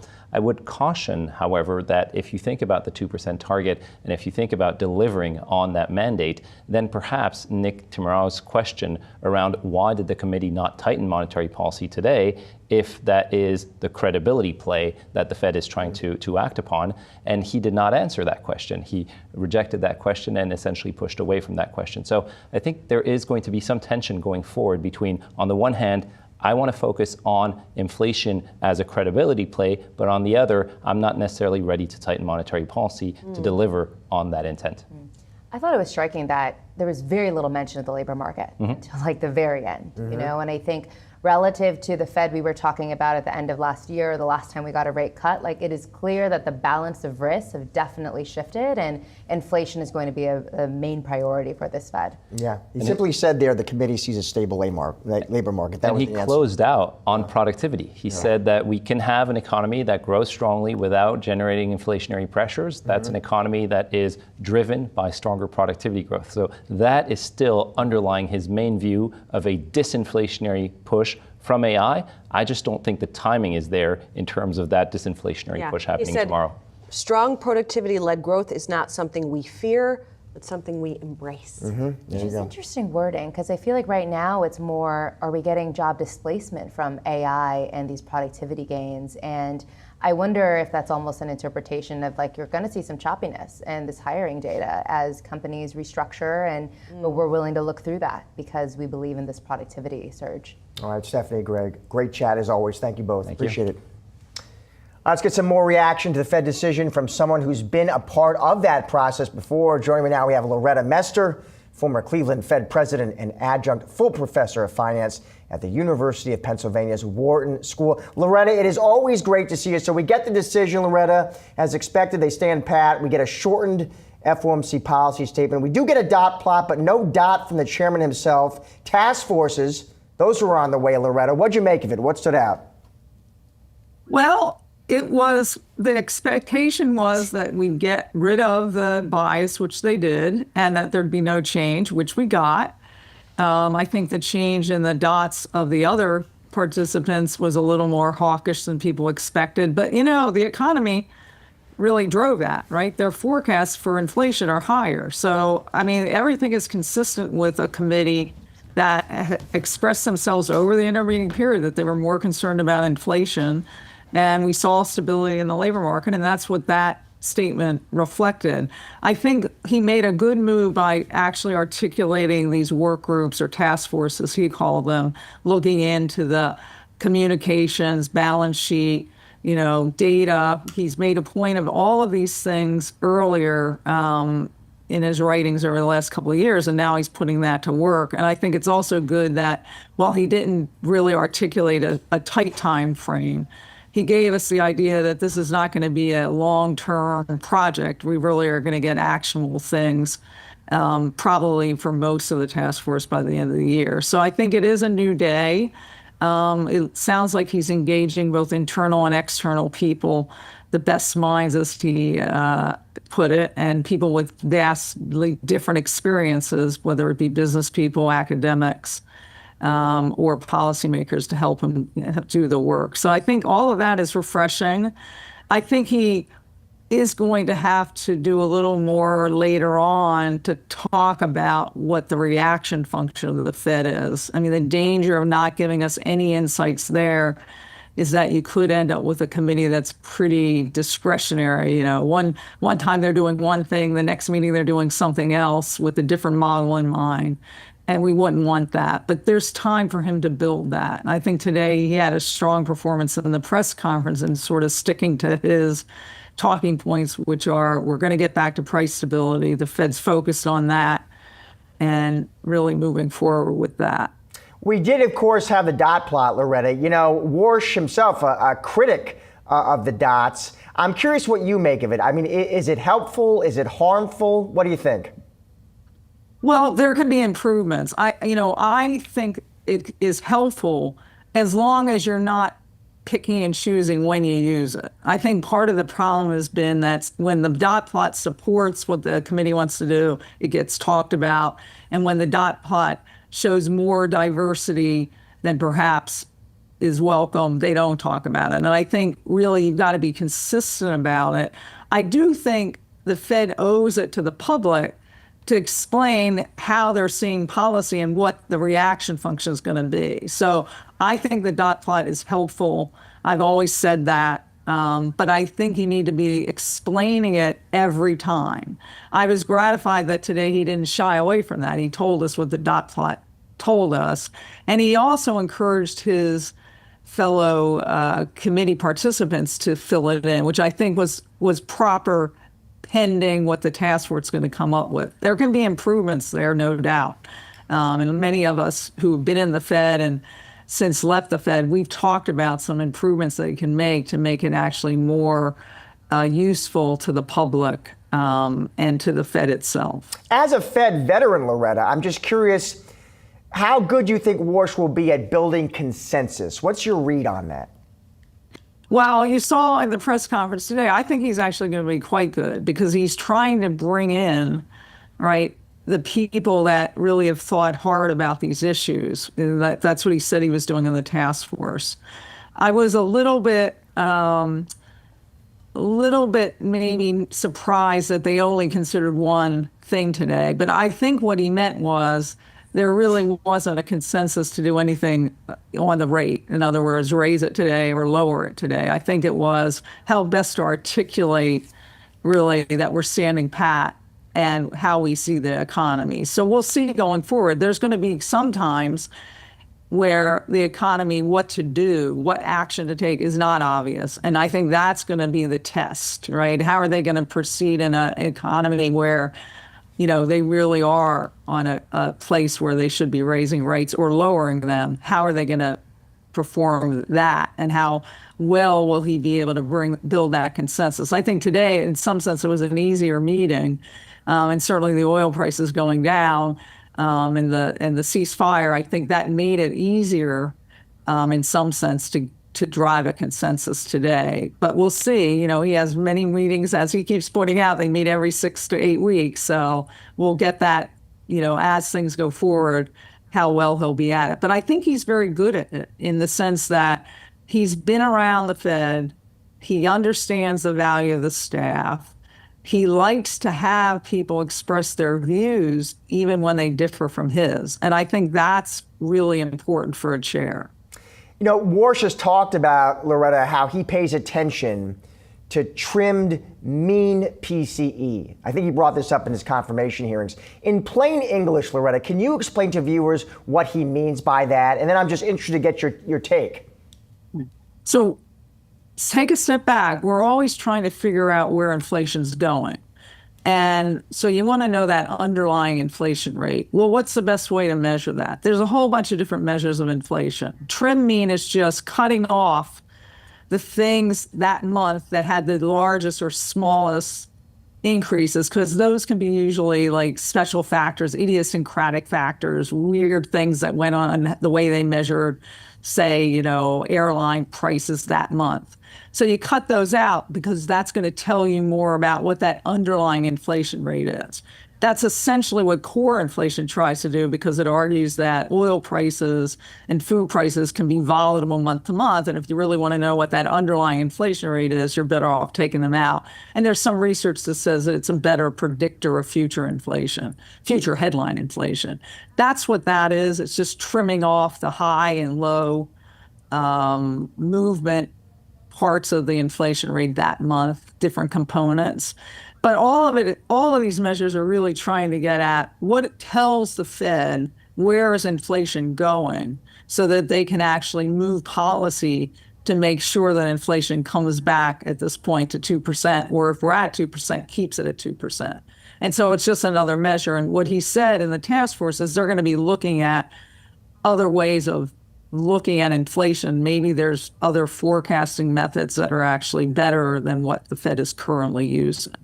Loretta, as always, we're lucky to have you on the show. Thank you so much. Thanks. Great. We got a new summary of economic projections at this month's meeting. Let's send it back over to Yahoo Finance's Jennifer Schonberger with the breakdown. Jen. Hey there, Josh. Kevin Warsh officially establishing his credibility as the new Federal Reserve Chair during this press conference. While he didn't offer much in the way of direction of interest rates and no forward guidance, he repeatedly said that the Federal Reserve is committed to price stability. Take a listen. I am pleased to report that members of the FOMC are unambiguous and unanimous.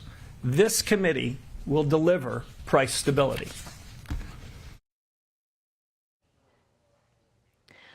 Warsh says he is appointing a task force to look at 5 different areas. The first, Fed communications, that would include making changes to that dot plot, the SEP. We could see that by the end of the year. And while Warsh said he is not going to participate in that, he has continued to encourage his colleagues to do so. When it came to press conferences and whether he is committed to having a press conference after every FOMC meeting, he did not commit to that, deferring to the task force, but also saying if you have something to say and it's important, then a press conference would be a good forum to do so. So unclear whether we could see a press conference after every FOMC meeting or not, or if it just depends on whether he feels like there's something noteworthy to say beyond the statement. Now, the other areas that the task force will focus on include the balance sheet, as well as data, what types of data that the Federal Reserve relies on, productivity and jobs data, as well as inflation, a new inflation framework, something that we've heard from Warsh during his confirmation hearing, and whether the Fed is looking at the right levers of inflation or if changes need to be made. Now, one other interesting point was that Warsh believes that the Fed should not be guiding the markets because the Fed can take great information and cues from the financial markets themselves that have not been primed by the Fed. Take a listen. Financial market prices are probably the most important source of information to guide central bankers. But when all the financial markets are doing is reflecting back what we've said, then we're taking the most important source of information and we're being blind to it. I'd like us to create a system where those blinders come off, where markets are following data that they efficiently think is reliable, and they'll be watching data, we'll be watching data. They'll come with better information through market prices to us. We can make more informed decisions. With the task force being established now, we can expect a lot of reforms going through this year and into next year. As he said, that there has been a lot of warm welcome over the past couple of weeks and a lot of interest from other members on the Fed in making reforms. Josh. Thank you, Jen. Coming up, we check in on some of the top trending tickers. That's next on Market Domination.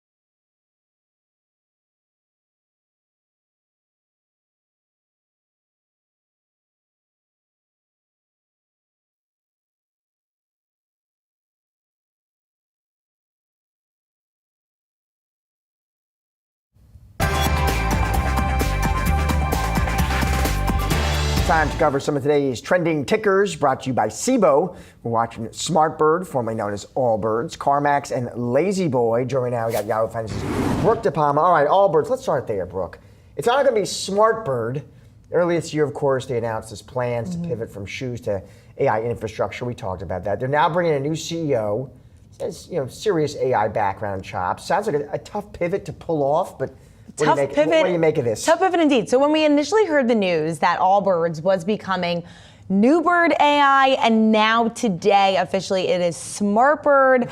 I mean, this is like it keeps on coming. They're really trying to establish themselves as an AI infrastructure player. So this new CEO, she formerly was at Amazon Web Services. She, on top of that too, was also former CEO of another smaller AI infrastructure player too. So it's not like she has no experience coming into this, like some of their former sneaker executives. Like she does have the resume to make this legitimate AI infrastructure play here. I think that there's just so many questions because of how surprised Wall Street was when this sustainable sneaker business completely pivoted to become an AI player. But when you think about just how much everyone's spending in AI, I mean, the projections are huge. JP Morgan is saying that by 2030, they expect AI CapEx spending of $5.5 trillion. And so the money flowing into AI is there, and now this company looking to get a piece of the pie. I wonder how many CEOs saw this and thought, what are we doing here? Why don't we just slap AI on this thing? Everybody retires early. I mean, I'll tell you, it's a tough, if it works, it's like, it's a case study in every business school from coast to coast. I mean, it's amazing. Although if it fails, it's also a great case study. Exactly. Either way, it's a case study, 100%. But the stock soared like 600% on that announcement of that initial name change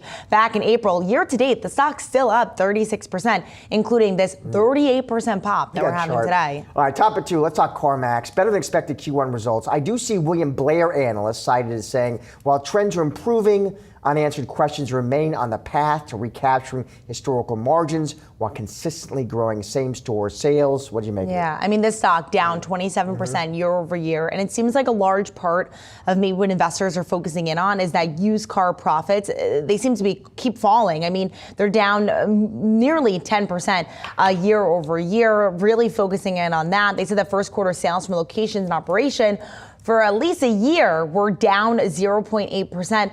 I mean, keep in mind right now, we do have this environment. We just got that Fed decision where everyone's nervous about rates. And so you're thinking like, okay, how does this sort of play into this environment where people are nervous to take on more debt? Yeah, we do have a new CEO here too, Keith Barr, who took over just in March. Of course, he's also dealing with an activist. He's got Starboard Value there. Barr saying more convinced than ever that this is a business with everything it needs to thrive. The stock, though, did get hammered in today's trade, down about 10% here. Yeah. All right, finally, Lazy Boy. All right, so this one was interesting. So beats Q4 earnings consensus. The CEO saying we continue to drive our own momentum and are playing offense led by our retail business expansion. Company does now own, it looks like 230 stores across North America. Yeah, this one's interesting. I mean, the stock heading into the close up about 15%, year to date only up 9%. But the CEO even sort of acknowledged in the call that there's this softer environment right now where people aren't doing those big ticket discretionary items still as we make our way halfway into 2026, especially because of the impact that we've seen on consumer sentiment over the war and so on.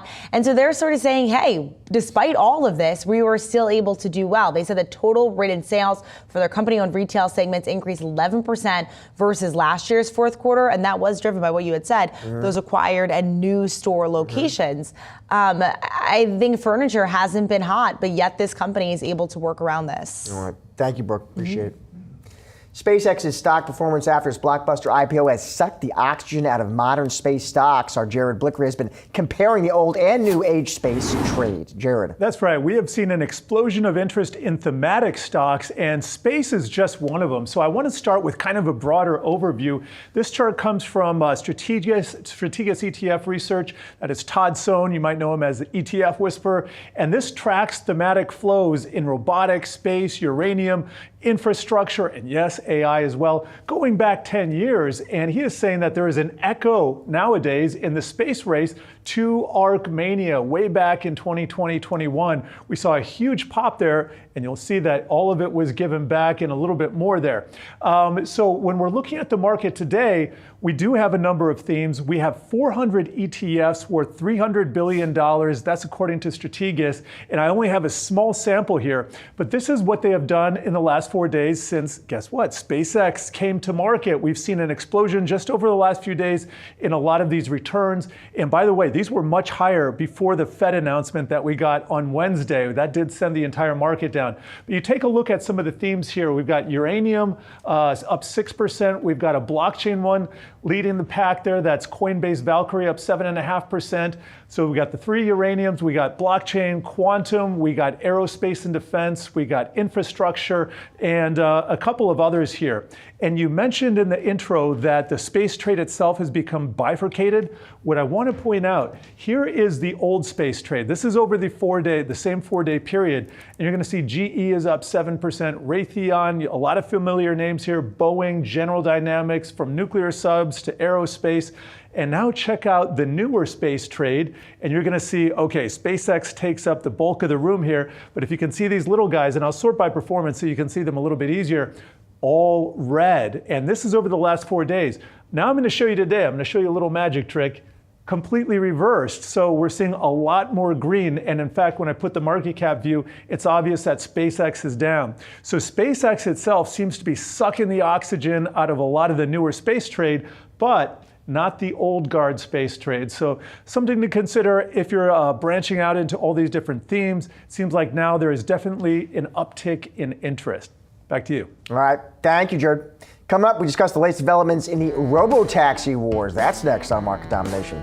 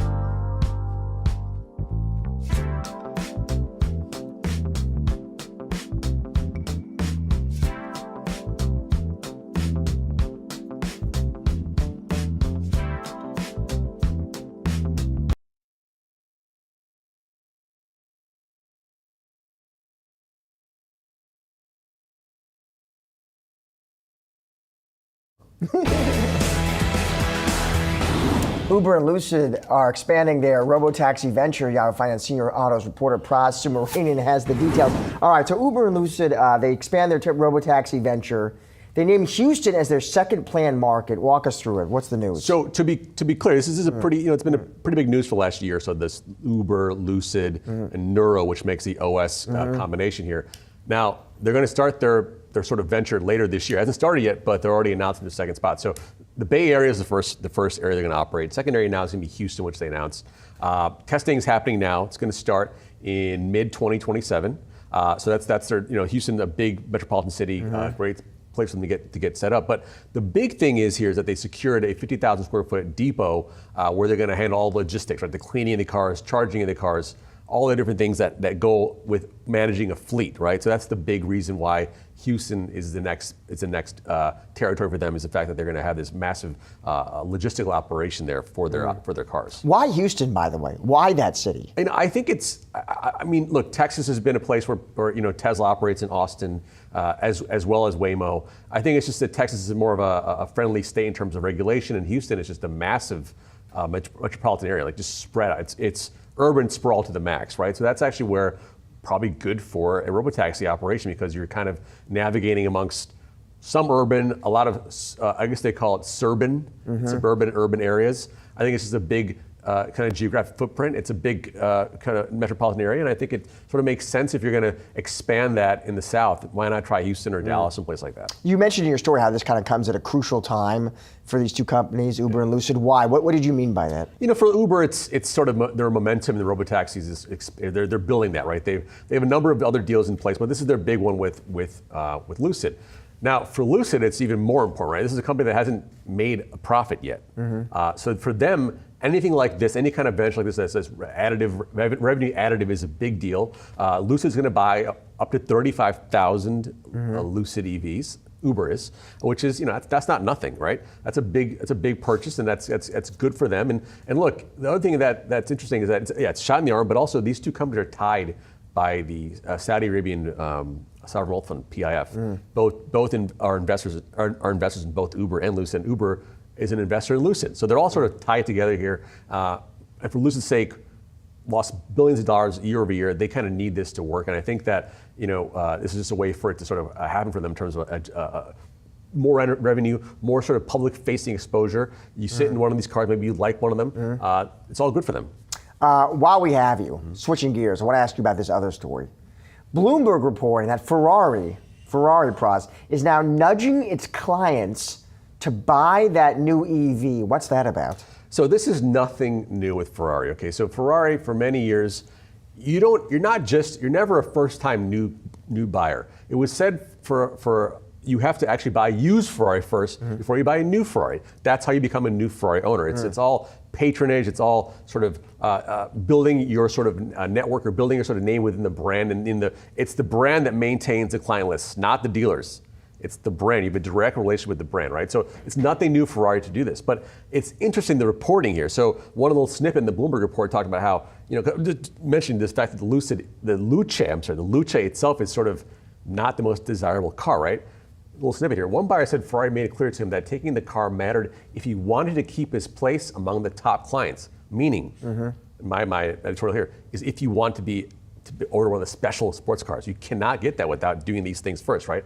Another collector said, if you signal to clients that access to future one-off models, things like that depend on buying the Luce or cheaper entry-level Ferraris, right? So those are the Amalfis and cars like that, which are these two-door roadster. They're beautiful cars. Don't get me wrong, but the Luce is a different story. It's almost $600,000 potentially. It's an EV. The looks are a little bit polarizing, right? And now you're telling your well-heeled clients who own several Ferraris, they may even own 50 to 100 cars. You're going to buy this one too. So if you want the special car, you might say, okay, fine, I got to pay $500,000 for this EV, but I'll get that special car that, by the way, that car will never lose value. Yeah. So it's all part of the... So in other words, Ferrari will say, hey, we'd like you to consider buying this EV. And your point is a lot of Ferrari fans will actually say, okay, if I think that's going to preserve kind of my spot, my status with this company. That's it's cost-benefit analysis, right? Yeah. Should I pay $500,000 for potentially a new car coming up? The 12 Cylindres, there's 12-cylinder naturally aspirated, amazing coupe, right? they're going to add reportedly, a manual transmission version called the GTO, which is going to be just, and you buy the car, it's going to double in value the minute you pick it up. It's never going to lose value. So you're saying to yourself, should I pay $500,000 for this EV and get a chance at the 12-cylinder? Maybe you'll do that. Yeah. But it's still, you're being bent over a barrel a little bit here. Yeah. It's good to be the king. That's the point. Yeah. All right, Pras, thank you. Appreciate it. Coming up, we have you covered for the closing bell on Wall Street. Don't go anywhere. Amazing, dude.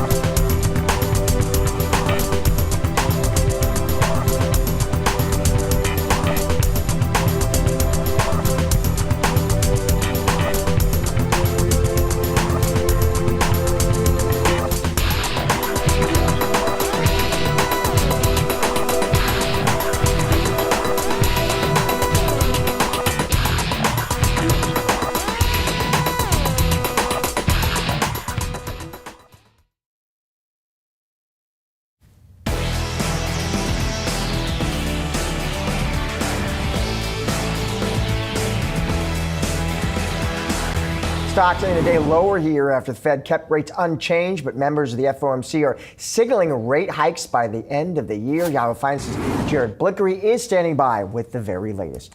Kevin Warsh's report card, as told by the market, a little bit risk off here. We got the Dow down 500 points, or about 1%. Show you the intraday price action. This was a reaction off of the report when it dropped at 2 p.m. and then throughout the Fed press conference, and we don't know how many those we're going to have left. It was just kind of down and to the right there. Very similar story in the Nasdaq, and we can see a little bit worse than the Dow, off 1 1/3%. S&P 500 a little bit less than the Nasdaq, and let's check in on small caps. S&P 600 down 1.3% as well. Let's check in on some of the other markets. It wasn't all red. Semiconductors managed to cling on to some gains of 1.38%, and you can see the market was much higher earlier in the day. In fact, we had new highs off of that report, but they were not able to hold on to those gains. Magnificent Seven started out bad, and then at the report actually drifted lower into the close here. So mega caps continue the story of lagging the general market. They really haven't led for some while. And this is a picture worth talking about. All 11 sectors in the red, along with the S&P 500. The worst off communication services, that is a mega cap sector. So is consumer discretionary, and you can go consumer staples as well. All those down more than 2%. And here is the Nasdaq picture. You can see some chip stocks adding some green to the board, but Microsoft down 4%, Amazon down 3.5%, Meta down 5%. Software not looking that great. Here is that board. You can see a few green names. CrowdStrike up 0.5%, Synopsys up 3%, but for the most part, a lot of dark red there. And then in semiconductor land, bit of a different picture. Broadcom up 4%, Applied Materials similarly, ARM up more than 5%, and Intel up more than 3%.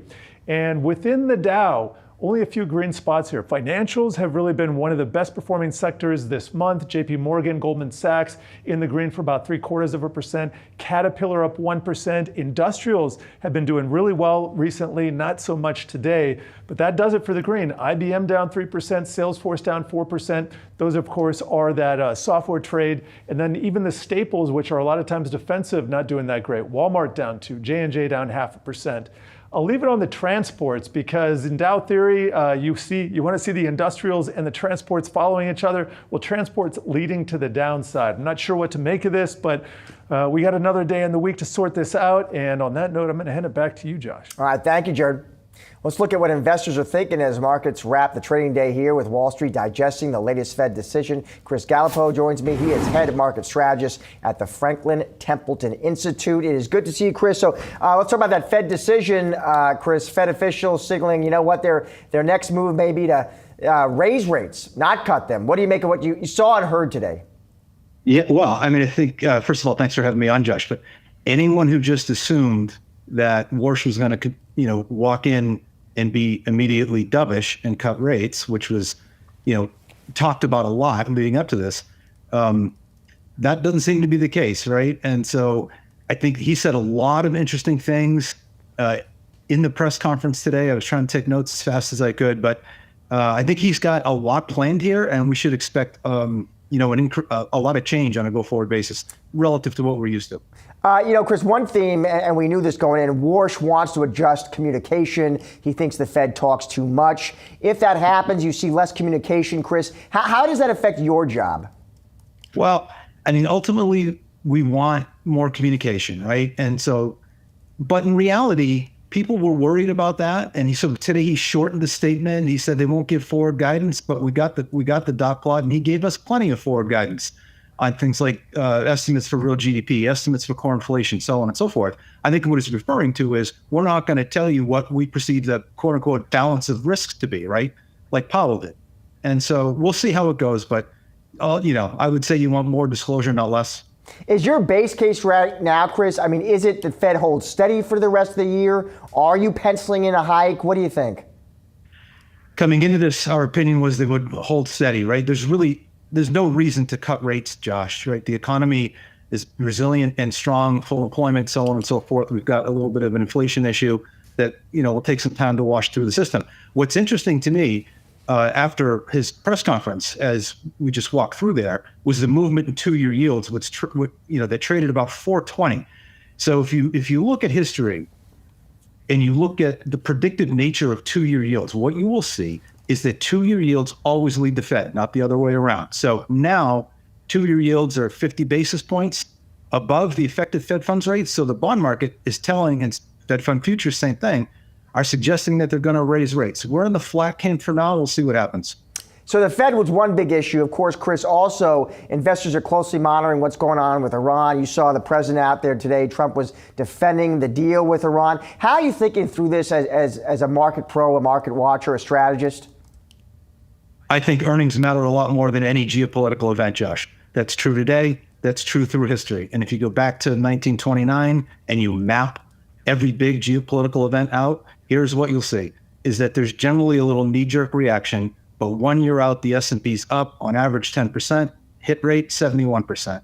So I think the reality is the reason the stock market has been so resilient is because the earnings power, and we saw this in Q1, was phenomenal. And that pace might not mark with Q1, but our expectations are that forward EPS growth is going to be strong. I mean, the estimate just went from about 308 on the S&P to 342 now. That matters a lot more than anything that happens anywhere in the world. So earnings have been strong. We have made a big move, Chris, off that March low. I'm curious, how would you characterize valuations here? Yeah, so right now, believe it or not, at 6,500, the S&P is about half a turn cheaper than where it was on January 1. So if you take plus 10% move, roughly, from the beginning of the year till now, the tape is about same valuation. It's a little bit cheaper. That's the first thing. I think more importantly, if you look at the equal-weight version of the S&P, which, by the way, through the close last night is outperforming the cap-weighted S&P by 100 basis points, the valuation there is much more reasonable. It's about 17 times. The final thing I would say is valuation's a lousy timing tool, right? And we're about to start shifting focus to the consensus numbers for calendar 27. That should bring the multiples in a little bit more, but you're right. Huge move off the lows. The VIX 30 closed in March, the bottom there, 20% rally in the S&P. Needs to take a break here, Josh. Let's say, Chris, if many investors, maybe they overestimated the tariff threat. Maybe you think, Chris, some could have overestimated the Iran war threat. Is there a concern, is there a fear out there now, Chris, that you think they may be overestimating again? I think that's already proven true. We've already seen that, right? And remember that the stock market, the most important variable for equities, Josh, is and always has been and always will be profitability and forward earnings power. So unless something comes along to substantially, significantly degrade earnings power, the market will look through, any sort of, I don't want to say any sort of conflict, but we'll look through things like tariffs, right? We'll look through things like Iran. I mean, to be honest with you, in the tariff scenario, I was much more worried about earnings pressure, i.e. higher cost of goods sold, margin pressure, net income pressure, and earnings pressure than I was, with the situation in the Middle East. And ultimately, we got through that. And most companies just ate the higher cost of goods sold. And it did put a little pressure on earnings. You know what? The stock market looked through that too. Chris, great to have you on the show today. Thank you, sir. Appreciate it. Snap is making a bold hardware bet here. The company unveiling Specs. It's a new pair of augmented reality glasses with a hefty price tag. For more on that, we're calling for tech support with Yahoo Finance's Dan Halley. All right, Dan. So Snap unveils Specs, AR glasses. How much are they going to cost you? Over $2,000. Yikes. Dan, so explain this product. How do they work? What do you make of it? Yeah, this is a augmented reality set of glasses, right? So you take these guys and you slap kind of two screens in them, and then you put them on, and you would be able to see things that you wouldn't be able to see me looking at, right? I would be able to look at maps, things along those lines, basically just projecting something onto the real world. They're big. You look like a dork. That's basically the one thing that I can say is it looks like you look like a dork with them. They're gigantic. They cost $2,200 basically. If you look online, there's been a lot of criticism about the price, the style. Meta's already got a pair of glasses out there that kind of does this, not to the degree that Snap has. I was going to ask you, how does this compare to what Zuckerberg offers? So this has more capabilities, right? Yeah. So this has a larger display area. That's big. The Meta glasses only have a display on the right side of the eye. with Meta's glasses, you also have to wear something on your wrist to be able to do, hand gestures to interact with it. With the spectacles, or the specs, Snap specs, you don't need that. It just has cameras built in and it's able to process that on its own. It's a good first pass, right? But this has been something that's been anticipated for quite some time. So I feel like it just, it doesn't kind of live up to the hype. And there are pictures of CEO Evan Spiegel wearing these. And it doesn't look good. It doesn't look good at all. It looks bad. I mean, I look like a dork, and that's wild.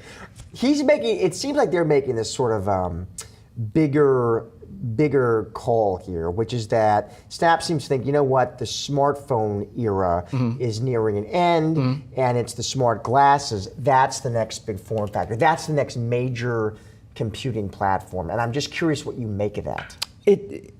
It really just depends on who you talk to. If you're going to talk to someone like Snap, of course they're going to say the smartphone era is over because they want to control the hardware.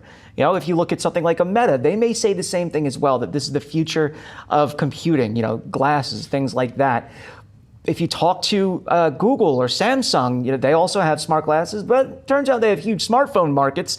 They'll say, no, it's complementary. And if you look at Apple, guarantee they would say the same thing, that it's complementary.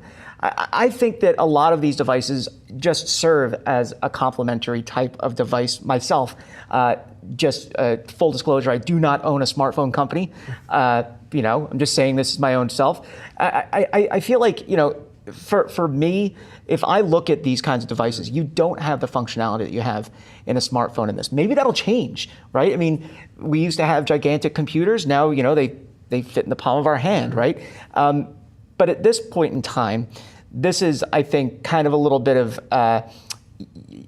overreaching when it comes to the capabilities that these things have.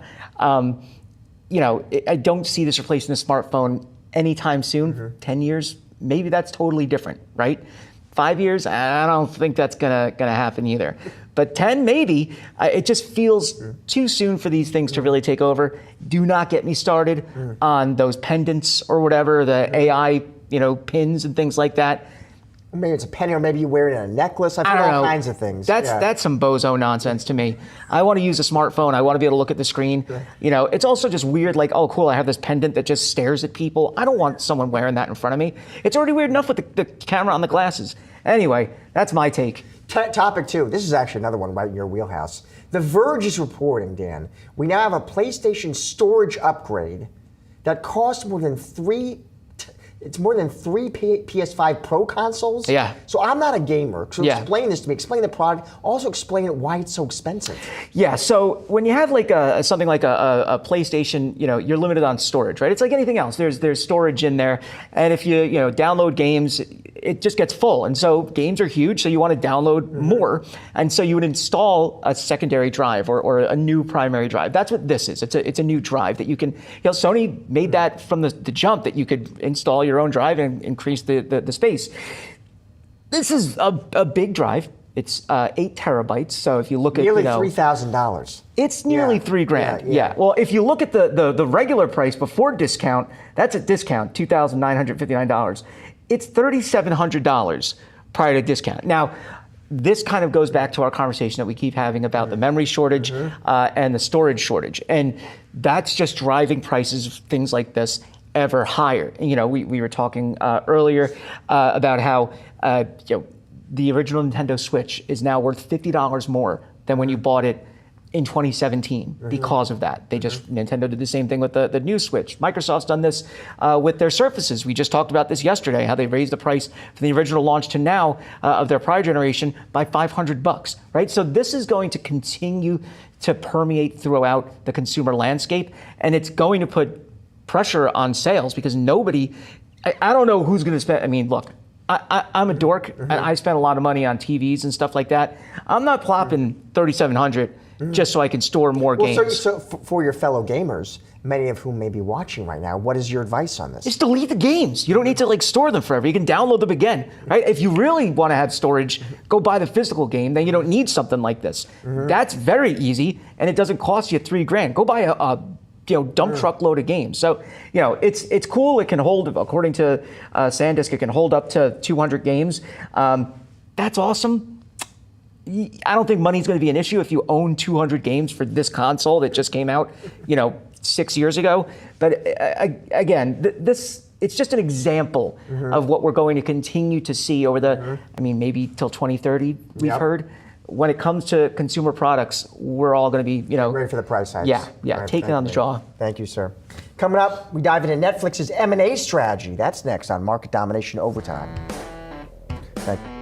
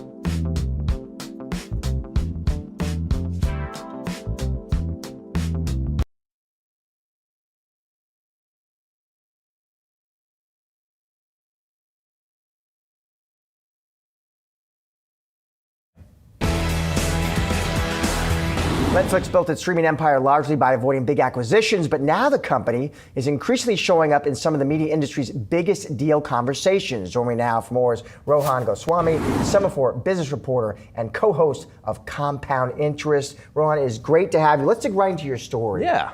first thing I want to get into, the fact that Netflix even looked at Roku is fascinating. Yeah. Just walk the audience through that. Like, why would they be interested in that asset strategically? Absolutely. If you think about where Roku sits, as you very well know, it is a platform that every single major streamer relies upon. It's in 100 million homes, right, at least. So it gives anyone who owns that asset a tremendous look into viewership data, into how people are consuming content, what content they like, what content they don't like. For a strategic like Netflix, or we don't know this, but I'm just naming names here, the logical buyers, a Comcast or a Disney, ultimately a Fox. It allows them to lever up and tailor their data collection, their ability to serve content, their ability to get in front of consumers, which, as you now know, is the name of the game. Gone are the days where Netflix was the only player. That hasn't been the case for a decade plus. So that is what it was driving their initial, and I should say it's initial, interest in Roku. Obviously they bowed out, that asset went to Fox, but it does, as you pointed out, signal something. They are, for the first time ever, open to M&A, and that's a big sea change in this industry. Why, and did your reporting suggest they balked at the price ultimately? Is that what happened? Our understanding was, based on the conversations around this, is that price may have been an issue, but that the conversations were so preliminary and so early between Netflix and Roku's advisors and Roku's team, it got to the point where Netflix realized, okay, we don't really need this asset because, as you know, Roku spun out of Netflix. It was actually incubated there, so there's a lot of close relationships there. That being said, we know they're sensitive on price. They've gone on the record. Ted Sarandos has said repeatedly, we are disciplined buyers. We are not going to overpay for an asset. You saw that when they walked away from Warner Brothers. And the other thing that we reported, which Netflix, of course, came out and denied, and we can talk about that, is that they are one of a number of media companies interested in Lionsgate. That's one of the last independent studios out there. But again, there's this paradigm that they face now. They used to be builders. They still are builders, great builders. But now in this ecosystem, in this M&A ecosystem, and in this tech ecosystem, they have to be buyers too. So Netflix did deny it. What did you make of that? Well, I think if you're a smart buyer, you're going to deny anything. The reality is, they were denying Warner Brothers. They repeatedly, on the record, were saying, we have no interest in getting into legacy media. We have no interest in getting into a studio. We don't think big M&A is the answer to anything, up until and through the sale process. I'm not saying that they're lying. I'm not saying that they're not telling the truth. The company's spokesperson went on the record and told the trade publication, hey, we're not going to buy this asset. But again, our point wasn't that they are actively interested in this asset. Our point is they are one of a number of media companies who have been at some point interested in this asset. Should Lionsgate go up for sale, anyone in their right mind is going to take a look at that asset. It could be a Netflix, it could be an HBO, it could be a Comcast, because there are very few studios left that could be up for grabs. Well, I wanted to ask you about that. I mean, Lionsgate strategically, what hole does that fill for Netflix? Content. Yeah. That's it. If you think about where Netflix sits now, they're competing on originals with everyone else. They have to spend billions upon billions of dollars a year on global content, right? The goal is to have a hit franchise in every language for them. And that's not easy to do internally. That's not easy to do when you're speccing scripts out. When you have a great library like Lionsgate that's on the market, why not take a look? And I should be clear, Lionsgate isn't actively marketing itself, but everyone knows everyone in this industry. Everyone talks informally and casually. And there certainly is a lot of pressure on Lionsgate to do something soon. When Netflix was targeting WBD, what were they targeting there? HBO, CNN, the studio, what was it? They didn't want CNN, and they were very clear on that. We don't want the CNN business. That was the whole, remember, complicated sort of Texas two-step, that's a bankruptcy term, but the two-step that they were running, which was we were going to spin off the linear networks. That's not just CNN. It's a grab bag of global assets and global channels. And Netflix was going to keep just the studio. So that's Warner Brothers, the iconic studio, and HBO. That would have given them a larger platform, obviously, but also huge amounts of content. I mean, if you think about the exclusive content on HBO, it's incredible. We're talking about The Sopranos, we're talking about Game of Thrones, we're talking about some of the most iconic franchises ever. So again, Netflix's interest in Roku was surprising to me. They have a great tech stack, they can build it themselves, they're in a lot of homes. Warner Brothers, a content deal makes total sense. That fills a hole that will always be there for any player. They need more stuff, more people to be watching more stuff. When Netflix walks away from WBD and investors cheer, what did that response tell you? I would actually caveat, investors did cheer. They were happy that Netflix was disciplined on price, but it also betrayed a fundamental worry on the street. If you look at where Netflix is trading now, it's still below where it was when it announced it was bidding on this asset and was going to buy this asset. And that's because for years they have been the unassailable king. They've kind of been a black box, right? We don't get detailed viewership data, we don't really know how individual shows are performing, and they've taught the street to reward it for growth. Well, growth for all players is slowing and getting more expensive. And so Netflix's pursuit of Warner Brothers was seen in many camps as a concession that their build model was breaking down. In other words, break down. In other words, Netflix shareholders, you're looking at this, and on one hand, you could say, well, you're a big company, plenty of cash, go after it, do the M&A. Absolutely. You're saying a lot of folks are saying, well, hold on, is that because you're worried about organic growth? Exactly. What does that say about the underlying business? The great comparison is the cable industry's unwillingness to say cord cutting for years. Every exec knew it was an issue, and it wasn't until that iconic call, the Disney earnings call, where Bob Iger finally acknowledged that cord cutting is starting to hit our business. I want to say that's 2014, 2016. We're more than a decade out there. No one questions that. Every linear company has tried to rejigger their model. Is Netflix at that point? Absolutely not. But there is an understanding, I think, for people in and around the company, right, their advisors, internally, observers, that at some point their model needs to shift. It needs to go from we are just going to do this ourselves to we will take growth and assets however we can find it. Because culturally, as you know, they're very idiosyncratic. That's always been their issue. Big M&A is hard, but Ted Sarandos publicly has said he's very confident that they're going to be able to do it. Rohan, great story, great reporting. Thanks Appreciate for coming it. in. Thanks so much. My pleasure. Coming up, how one entrepreneur is leveraging celebrity to break into the consumer packaged goods category. That's next on Asking for a Trend.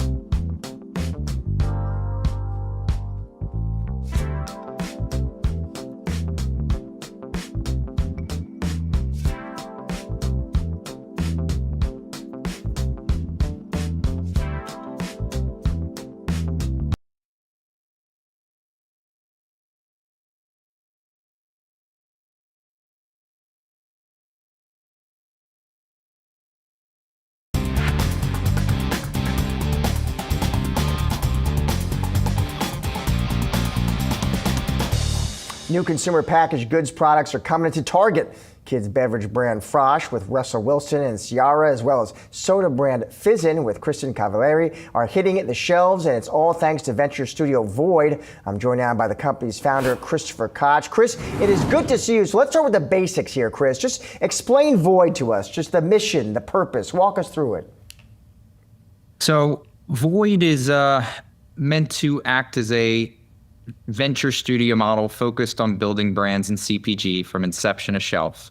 So we come up with consumer problems in market, identify these problems, build supply chain around these ideas, see if we can pressure test the supply chain process to make it profitably, and then ultimately we leverage talent, people of influence as our hack to get early trial on shelf and ultimately distribution at these mass retailers. Talent we typically treat as a utility, a marketing utility behind the business. So they're typically brought in at the later stage once we've kind of identified that problem and built out that supply chain. So you build the product first is the strategy, and then go out and find the celebrity as sort of an amplifier. Correct. Yeah, it's for us. I think at the Void level, I think we want to be known for speed and innovation. I think consumer demand is outpacing traditional corporate innovation cycles. And so I think for us, if we're able to move fast with new ideas and capture real estate on shelf, talent is a big piece of that, but not the whole piece. Ultimately, you have to build a consumer that will have repeat, right? And so that product needs to stand alone and want to come back. Chris, when you're evaluating celebrities to sort of become, the face of the product, I'm just curious how you do that, Chris. Like, what do you focus on? Is it followers? Is it, business credibility? What are you looking for? Multiple things. We start with the data of their consumer profile. So who follows them and why, age, gender, race. That's typically where we start. So let's take Frosh for an example, right? The core consumer there was mom.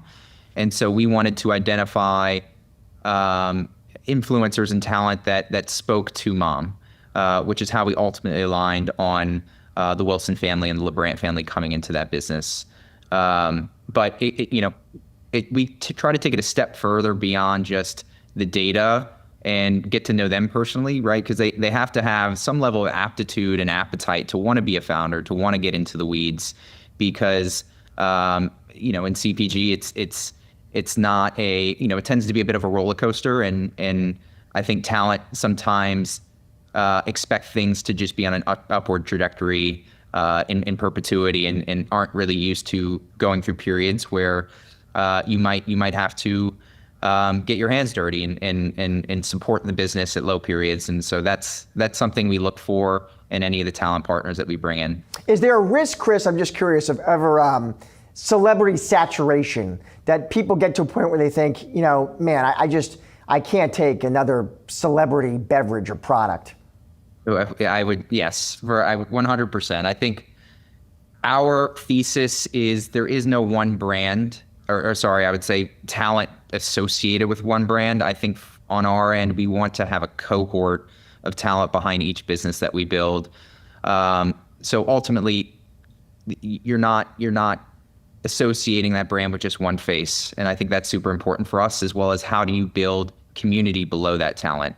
And so for us, if we're able to build, for instance, let's take Frosh as an example again, an army of moms that are affiliates that support the business as kind of our back engine from a content perspective is super important. So it's not fully reliant on kind of that upper funnel of talent. What is your business model there, Chris? I'm curious just how you all make money. Is it equity ownership or operating fees? Is it exit value? Equities is a big piece of it, right? So we're looking for liquidity events in the future, distributions along the way as cash flow continues to do well within that business. And then we also do a shared service model. So we support each business with back-end infrastructure at the studio level. So we typically handle legal, finance, accounting, sales, creative, which encompasses all brand identity, package design, et cetera. And we leverage that to effectively lower our overall burn for each of the portfolio brands out the gates. That way, we can be incredibly lean until we reach an inflection point, and then we'll go out and raise meaningful capital behind that business. But yes, so Void is typically compensated with both equity and shared service, a fee that would pay the business. When I was reading up on your company, Chris, it sounded like in terms of product, you all are leading pretty heavily into protein. Why is that? For us, it's really an entry point. Protein is hot for consumers right now. To get on shelf, it is a great way to capture real estate quickly. And again, part of our thesis is being able to move fast in new categories where, again, I think a lot of it is a real estate game when you look at, owning things on shelf. And for us, protein, let's take Frosh for an example, is a great entry point for, protein deficiency in kids' diets and ultimately healthy growth for kids. But the platform we intend to be much larger as a nutritional platform for kids, starting with juice boxes and protein. Same with Kristen and the Fizzin concept that we've developed, that we've launched to Target, starting with protein, again, as entry point, but ultimately getting into ingestible beauty and wellness with other SKUs and lines that we'll develop. Yeah, I'm interested, but just beyond protein, Chris, is there another, big consumer product trend that you're curious about, that you're watching closely, that's, on your radar? There's a few. It's, I think we are really fascinated by the growing Latin consumer in the US. So, when we look at trends, it might not always be based on category. It could be based on the consumer or ingredient profile. Initially we had identified clear whey protein isolate very early, which ultimately led us to developing Frosh, followed by Fizzin. But I would say from a broader perspective, there are areas within the Latin space that we're super excited about within the United States market that we're currently cooking up. Chris, so good to have you on the show today. Appreciate your time. Thank you. Yeah, of course. Thank you. Stick around. Much more for a trend. That's still to come.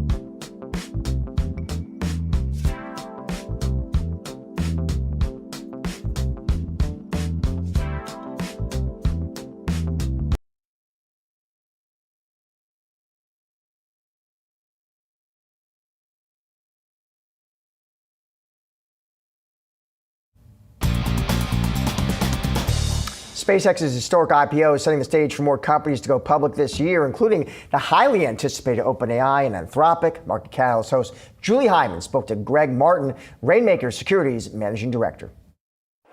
We've been talking a lot about how everything seemed to go pretty smoothly for the SpaceX IPO. And for somebody in your position, and for those who are watching, you have a platform that helps people buy and sell privately held companies, sort of late stage privately held companies. So you've had a lot of experience then seeing those investments go public. Like, what grade would you give this from sort of a structural perspective? I mean, it's an A+. It's a combination of amazing and not surprising. It's amazing in terms of the valuation, the aftermarket performance, and some of the events that coincided with it. I mean, if you think about it, last week, it coincided with a pretty firm memo of understanding on the Iran war, which also was a very positive factor in the market. But it's up almost 50% in its first 3 trading days. It closed yesterday at a market cap above Amazon. But it's not surprising in terms of it had a very limited float, less than 5% at IPO and probably closer to 3% now given its current market cap. And it had lots of forced buying. The MSCI and the ACWI index were forced to buy it regardless of valuation. So you're talking about trillions of fund managers that were forced to buy SpaceX, and with a thin float, that's going to provide some significant upward pressure. It also had institutional validation. We saw Cathie Wood bought 3.3 million shares on day one. So it wasn't just the thin float and the forced buying. There were institutional backers. And then who knows, there's probably a little bit of a meme stock. Anecdotally, it's clear to me that retail investors are looking to get a piece of SpaceX. So there were a lot of factors that came to play to make this a historic IPO, and the aftermarket performance has been amazing since it went public last week. Greg, I'm really curious if people who were interested already in Anthropic and OpenAI and the other privately held companies, like, have you then seen a wave of interest because they felt that people are now, trying to get in at the last minute before those come public because they have been maybe reassured by how this went? 100%. I mean, these companies were already pretty hot, Anthropic in particular, just given their growth and given what they're doing to transform, all of society right now. But I think everyone was watching SpaceX. They wanted to understand whether the valuations that were occurring in the private markets could actually hold up in the public markets under greater scrutiny. Now, again, it's only been 4 days. And so we still have to wait and see a little bit. But we are absolutely seeing an increase in orders for both Anthropic and OpenAI and some others on our platform. Because I think people realistically believe that they will go public. They believe that these private market valuations can hold up. And again, we do need to see a little bit more test of time with SpaceX. But so far, so good in terms of interest in these companies, and people want to get into them before they go public. They don't want to miss out on all of the rise in valuation. And so we are definitely seeing an increase in demand in those companies and many more on our platform. Greg, you mentioned the index providers being that they're going to be forced to buy shares, right? And the QQQs presumably are going to follow. Nasdaq changed its rules as well. How much does this also change the equation for those private market buyers? How much are they considering that sort of early buying impulse? It's a great question. I mean, they have to. And clearly, if your company is of scale, like Anthropic and OpenAI, there will also be forced buying by the indexes that you just referred to that will provide a significant spike in demand for these companies when they go public. So I think that's a big factor. And it's another reason why. Now, obviously, if you're a smaller company that won't be getting onto the exchanges, you aren't going to have to consider it. But certainly for OpenAI and Anthropic, who have the kind of scale that SpaceX had, that is something that you need to consider. And we're talking about trillions in these index funds against, even though it's big, against tens of billions of float. And so that's going to have something that's going to have significant upward pressure on price once it goes public. At the same time, I think your caveats that you presented before are important. Like, we're only a few days in to this thing. And so, I was looking at some of the retail investor commentary going into the IPO, and there were a couple of different camps, right? There were the people who said, like, I'm all in, I'm requesting my allocation. There were people who said, well, maybe I'll wait until it falls a little bit and then try and get in. And then there were also people who were like, I don't want to be a bag holder, right? I don't want to be a retail bag holder for these private equity or private holders who are selling this thing. And so just because it's gone up in the first few days, like, I guess what I'm asking is there a risk that when we get the next ones, whatever they are, that retail investors will be sort of have a false sense of complacency that everything's going to be a winner now? There's definitely that risk. I think right now the risk that people are feeling is the fear of missing out. The longer they wait, the higher the price they'll have to pay. And again, we're still in wait and see mode. I see SpaceX is trading down a little bit today before I got on the broadcast. There are some important key events that we're going to have to look forward to. There's going to be a Q2 earnings report coming out September 2nd. There's going to be a big lockout expiration that comes in December. So, I think we have to be careful about making too many conclusions too soon. Obviously there were a lot of favorable factors in SpaceX's favor that pushed the price up. But I think retail investors are going to have to take a broader view of, what the real valuation and how it will settle out. And listen, SpaceX is a hard one. It's a company I think everyone believes is going to be massively disruptive to massive large markets. It's just a question of timing. I mean, they're clearly not at the revenue scale that would justify the current valuation, but stocks are valued as present value of future cash flows, and a lot of analysts believe that they will reach very large revenue and cash flow scales. It's just a function of when. And so I think as a retail investor, you got to be very careful. You got to do your homework. You got to sharpen your pencil, and ultimately, hopefully, you make your decision based more on fundamental valuation metrics versus the fear of missing out or some other psychological factor. Yeah, I was going to cynically say a lot of analysts have sky high, estimates for that, and only half of them are the underwriters of the company. Anyway, but yeah, we were seeing some of those big numbers. Sorry, that's the cynical view of that. But I did want to ask you about the next IPOs to come, right? We obviously are expecting Anthropic, we're expecting OpenAI. What do you think the sequencing and sort of timeline is going to be, and what are the other big ones? Because these guys have sucked so much air out of the room, but there are other unicorns and decacorns that are still private. Right. Good point. I expect Anthropic will come next, then OpenAI, although I think there's a little bit of a race to see who gets there first. Both companies, need to access a broad investor base to sort of continue to fund their massive compute requirements. But it looks like Anthropic will most likely be next at OpenAI after that. We're talking between the three of them, we're talking 300 billion coming to, AI infrastructure, but with including SpaceX. I think Databricks probably comes behind them, although Databricks continues to say they don't need to go public. They recently raised a round, but I feel like it would be hard for them not to join the party if these companies continue to trade well. I think the really big question is you have 800 unicorns that have been waiting for a while. I mean, these are venture capitalists who have DPI requirements, and so the question will be is, what's in store for those guys after these 3 or 4, massive companies, come public, because these other folks do need to get exits soon.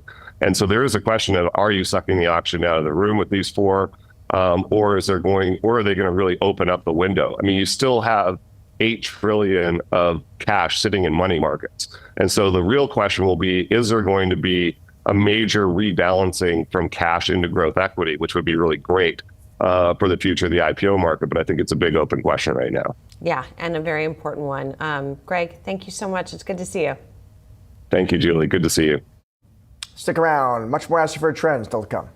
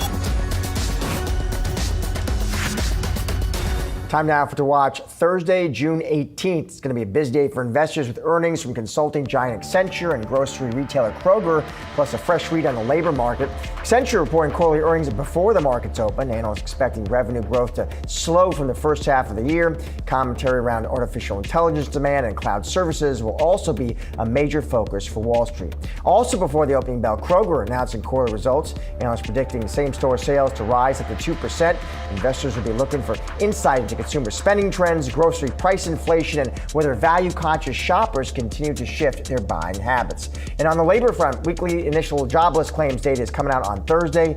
Economists forecasting new claims to slow down compared to the week prior to 225,000, giving us more insight into the health of the job market. That's a wrap on today's show. Thanks for watching.